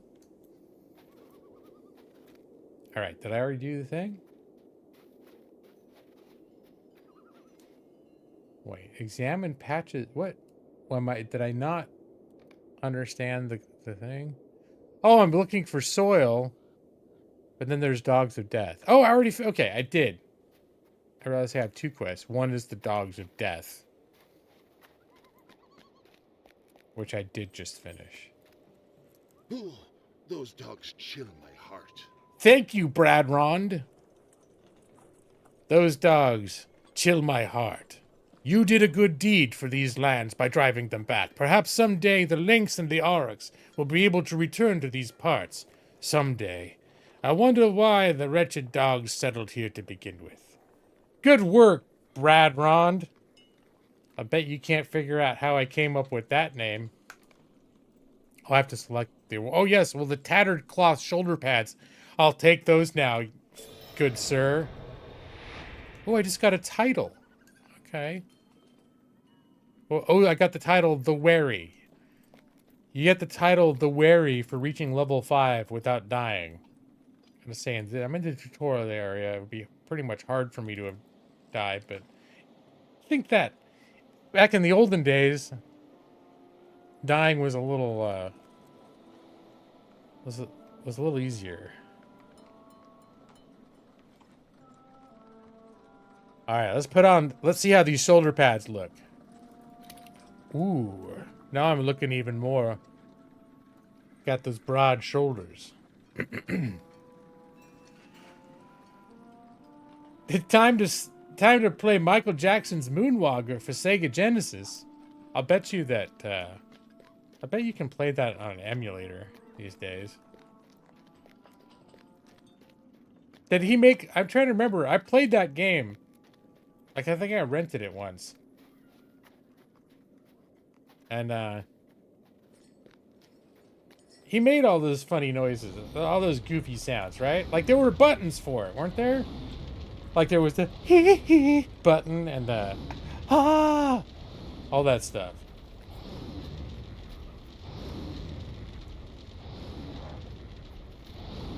Alright, wait, what am I doing out here? Oh, I've got to examine the soil along the river and collect samples from the bears. Carry on, gentlemen. These guys are dirty. And they're not wearing shirts. Oh, I like the sound. Oh! Just a random... a dying mountain bear. Alright, well, here. I gotta take samples out of you, bear. Sorry, it's my quest. The flesh of this bear is already rancid. Already rancid, though it only just died. Yes, very suspicious. Let me put my hands all over this sludge. The soil has a foul odor and texture in this spot. What does it taste like, I wonder? This soil has a foul odor and texture against my tongue. See, here's another dying bear. Let me kill it in the name of science. I'm just gonna shout at it. Ha!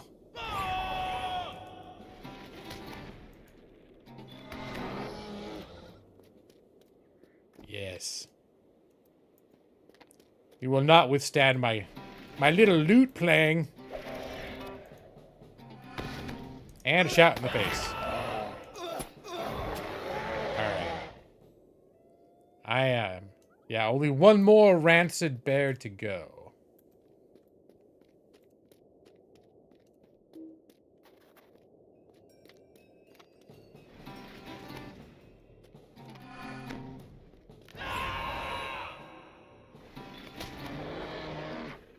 I forgot this. You can move while you're doing these little things, so that's pretty cool. I could just back up. Ah, some more sludge. Be back, fellas. All right, Jaded Goat. Although, I'm probably gonna end my stream soon. It's getting pretty late for me. So if we're not here when you get back, hang in there, brother. And hope you get through. Just get through tonight, and sun will rise, hopefully. Or it'll be cloudy. One way or another. It'll be there. I'll be back in 5 minutes. I'll probably still be here in 5 minutes.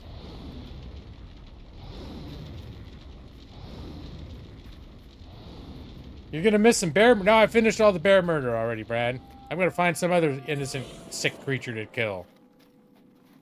And more oozy piles of shit to put my hands into.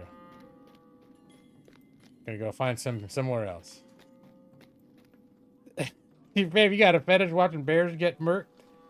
Well, no, I think you already caught it all, so don't worry, it's fine. My bloodlust has been sated, at least for now. At least until they offer to give me some, like, tattered dwarven socks or some shit. Then I'll be all about some more murder. If the water of the river has been tainted, that explains it. Yep, the soil along the river is foul, you say? So you think the water that flows from the clean mountain springs is tainted by a putrid rot?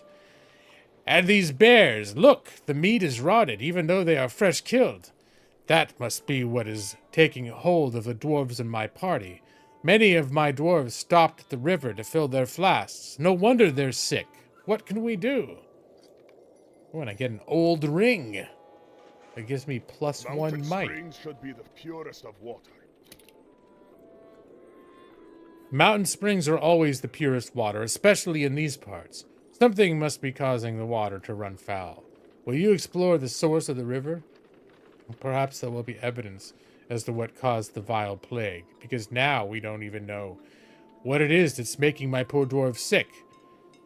If we can make the river run clean again, I have hope that the animals and the snows here as well. Maybe Thorin's Hall won't be lost to sickness. Alright. Yep. Time to go look for more sick animals and murder them. What do I have? What are they gonna give me? I've got a copper band to win. Oh, I didn't get the ring yet. Okay.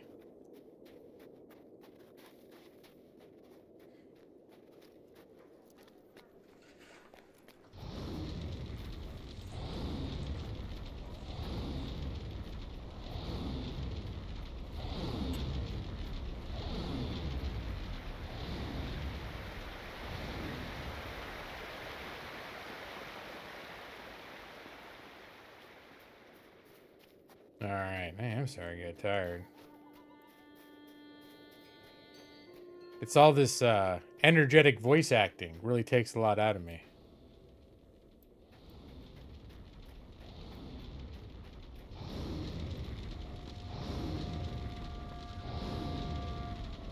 What exactly am I doing? Defeat the guards at the mountain path. I like the dwarves, the way the dwarves make sounds. They're like, oh! I did get bonus burritos, but I ate them for dinner before stream. So I have no more burritos left.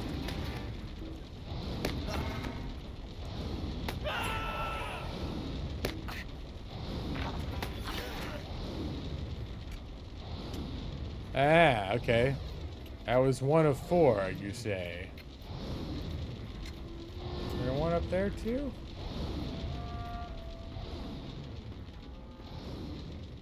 Oh, that's nothing to be bad about. The fact that I got bonus burritos and I ate them is a joyous thing.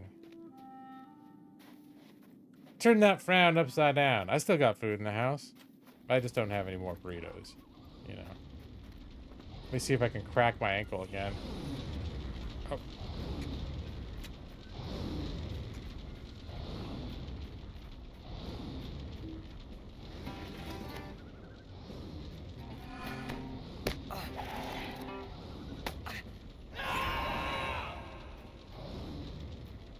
Hey, it's Elro here.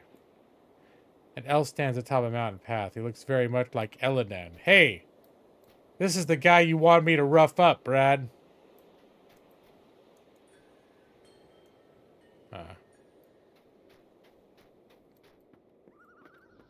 It looked like for a second he had a quest, but not anymore. It's funnier when the dog eats the bonus burrito.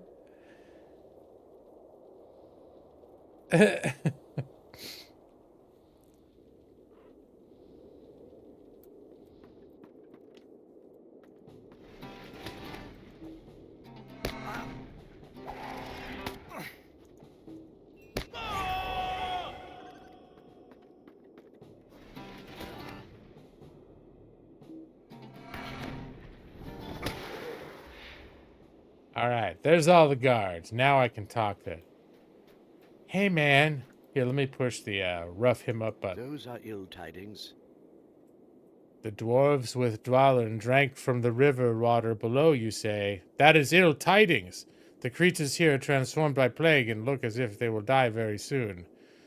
I came this way to scout for signs of my father's dream, but the grim dwarves here have kept me from getting much farther. Something evil stirs in that cave. Can you feel it? I don't know if I can feel it or not, but I'm about to press the rough ya up button. Bam! I believe there may be hope for the sick dwarves yet.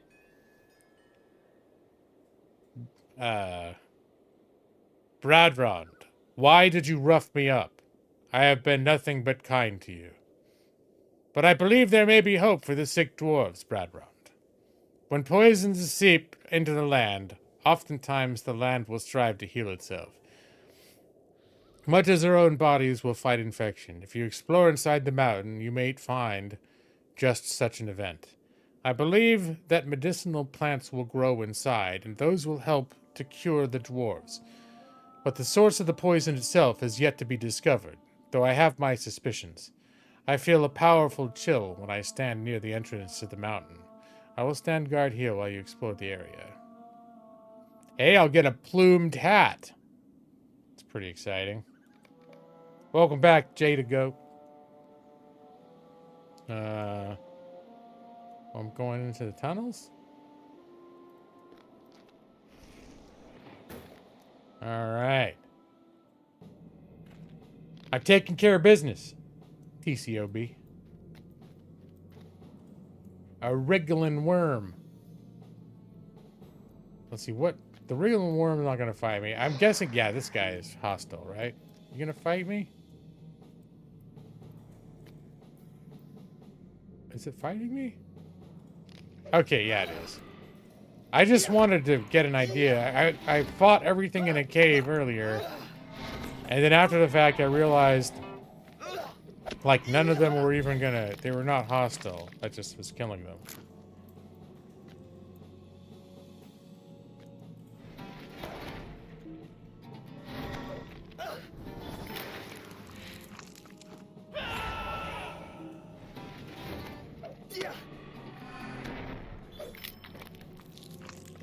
There's some medicinal herbs.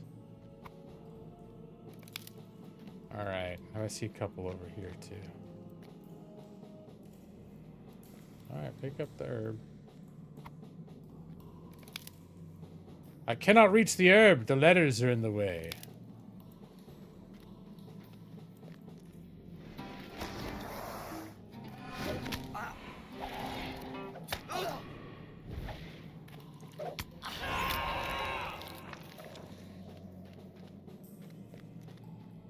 Ooh, another medicinal herb.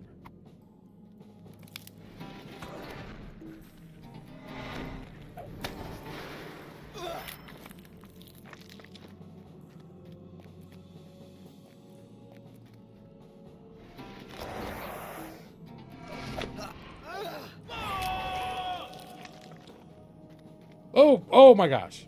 Okay. Just another cracked ankle. I don't know exactly what happened. He was auto-running for a second. I don't know if that was a server lag spike or if I'm hitting some sort of auto-run button without realizing it.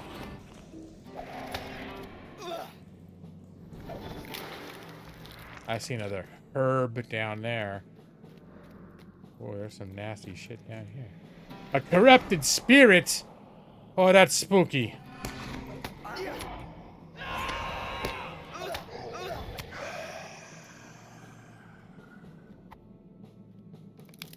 Examine the cave for what might be causing...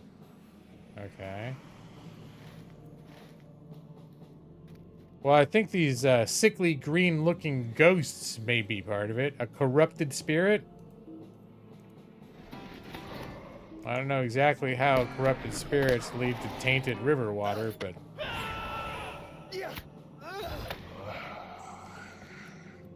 They're definitely dirty, that's all I could say.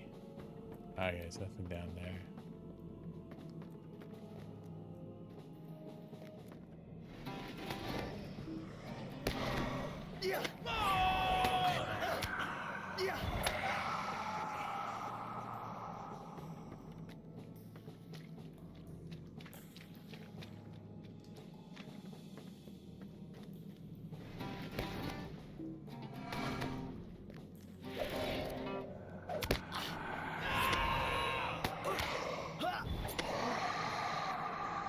Alright. I am married. In fact, last week we celebrated our 20th anniversary.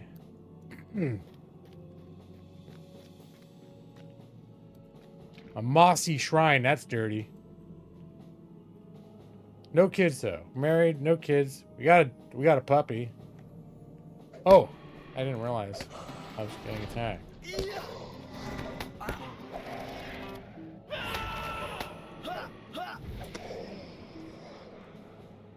You cannot defeat us. The fell spirit has evaporated, but the dread invoked by his words lingers. Alright, bring the healing herbs back to Ella here. I will do that. If I can remember my way out of here.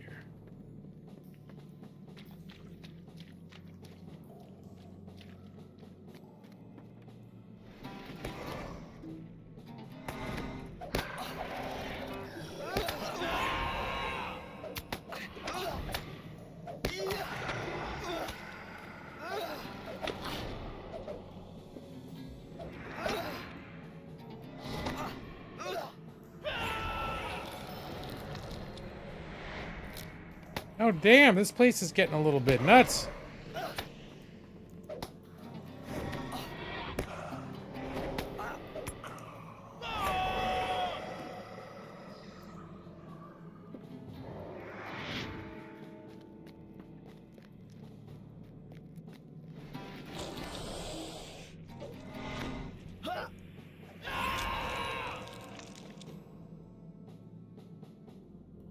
Oh, it's another ballad. Okay.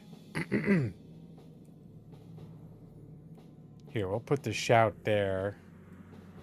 Oh, wait, where was the shout? There, and then we'll put the melee attack up there.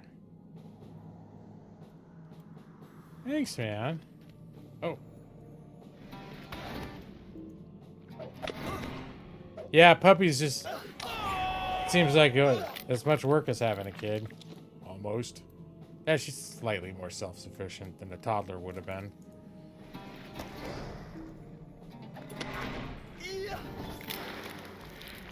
Alright, just need to get out of here. Get out of here. It's game over, man. Alright. Elro here. Ah, you will be a hero to those dwarves. You have collected pure herbs. You'll be a hero to those dwarves, Brad Rond. Tell me what you saw in the cave while I mixed a salve to help the sick. Oh, I gotta select it. I'm gonna take that plumed hat, I tell ya. These leaves can be crushed to make a powerful remedy. Alright, put on that ring. Oh, Brad Rond. Looks like a pimp now. Probably end up not wearing that. Can I make it invisible? I forget. I'm pretty sure there's a setting somewhere where you can hide the helm. Just go like that. There we go. Boom. Alright, pimp hat, invisible. Those leaves can be crushed to make a powerful remedy. Do you smell the clear sap? It's the blood of the mountain striving to cleanse itself of corruption. Take this phial, Brad Rond. I have drained enough sap to save those dwarves. If we can rally them in time, our two parties should be able to rid Arid Loon of the horrible fate that awaits it. I will not stand idly by while these fair, clean lands are poisoned with death. Go well, my friend. Hopefully I will see you again when we meet to put a stop to this madness. Okay. I'm gonna go. Just gonna go back down that mountain. Why not trust him, Brad? He seems nice. Hey, you so-and-so. Oh! I was just minding my own business. Wait a minute. Oh, that's where we're going.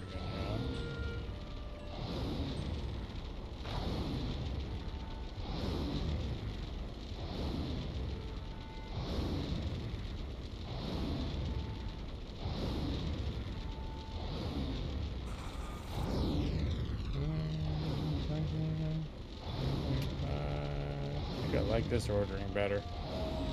Oh, I like the dwarves. I like their sound effects. Like they're just chilling out.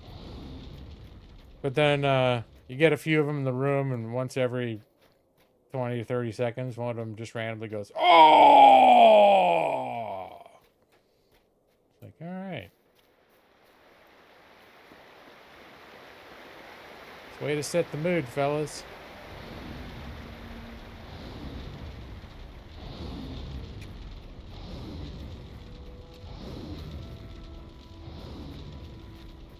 Alright, well, you know what? I think now that I'm gonna try to get some sleep. It's almost 3 a.m.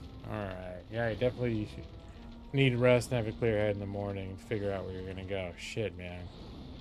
Yeah, well, hey. Hopefully it'll be, hopefully you'll be able to figure it out better after you've had some rest. But that's a shit. It's a lot to deal with, man. So good luck. And remember, every Thursday night, Gaming Lawyer stream. So, all right, I'm gonna log out. You're going to bed. Now that Jada Goat's leaving, there's no point in me sticking around. I go here to the old thank you screen. Well, I'd like to thank you all for coming this evening. It's been another lovely Thursday night, just like every Thursday night for the last 8 years, as we've all seen.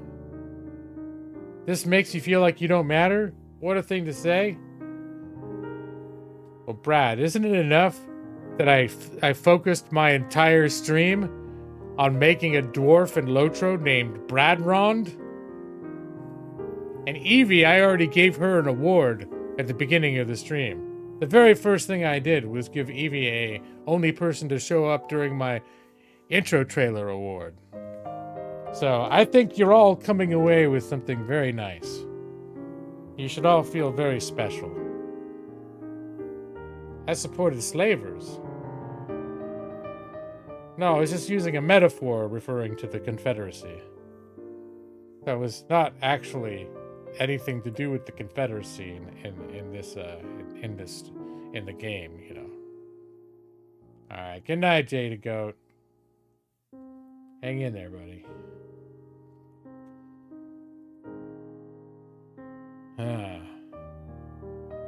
Speaking of good night, you were on the subway. What does that mean? You'd feel far better if I read Evidence, a Structured Approach? Well, turns out, no, not tonight. I actually didn't get enough sleep last night. So, I've got some catch up to do. I'm fucking exhausted. I got like 4 hours of sleep last night. Nick gets the biggest bastard of the evening award. Oh, actually, you know, that's not fair because showing up at all is kind of a positive thing, isn't it? Nick gets the slacker award for showing up late. Well, you came in the middle of the stream, you popped in for a minute too, right? All right, now everyone's showing up. And we still haven't heard from Joss, even though I played RuneScape last week. But, hey, I'm going to wrap up. And maybe I can help Jada Goat get some sleep in the process. This is the part where I do y'all a favor, especially Brad. It's like mid-afternoon in China. He needs to go to sleep. Y'all just close your eyes. Take a deep breath. Just relax. Let all your problems slip away as I sing you this lovely lullaby. Go to sleep and good night. Your eyes are getting so heavy. Go to sleep now. Evie23, Jada Goat, Brad Pritchard, Dixie. Go to sleep. I'll be waiting for you in your dreams. All right. Good. They're all falling asleep now.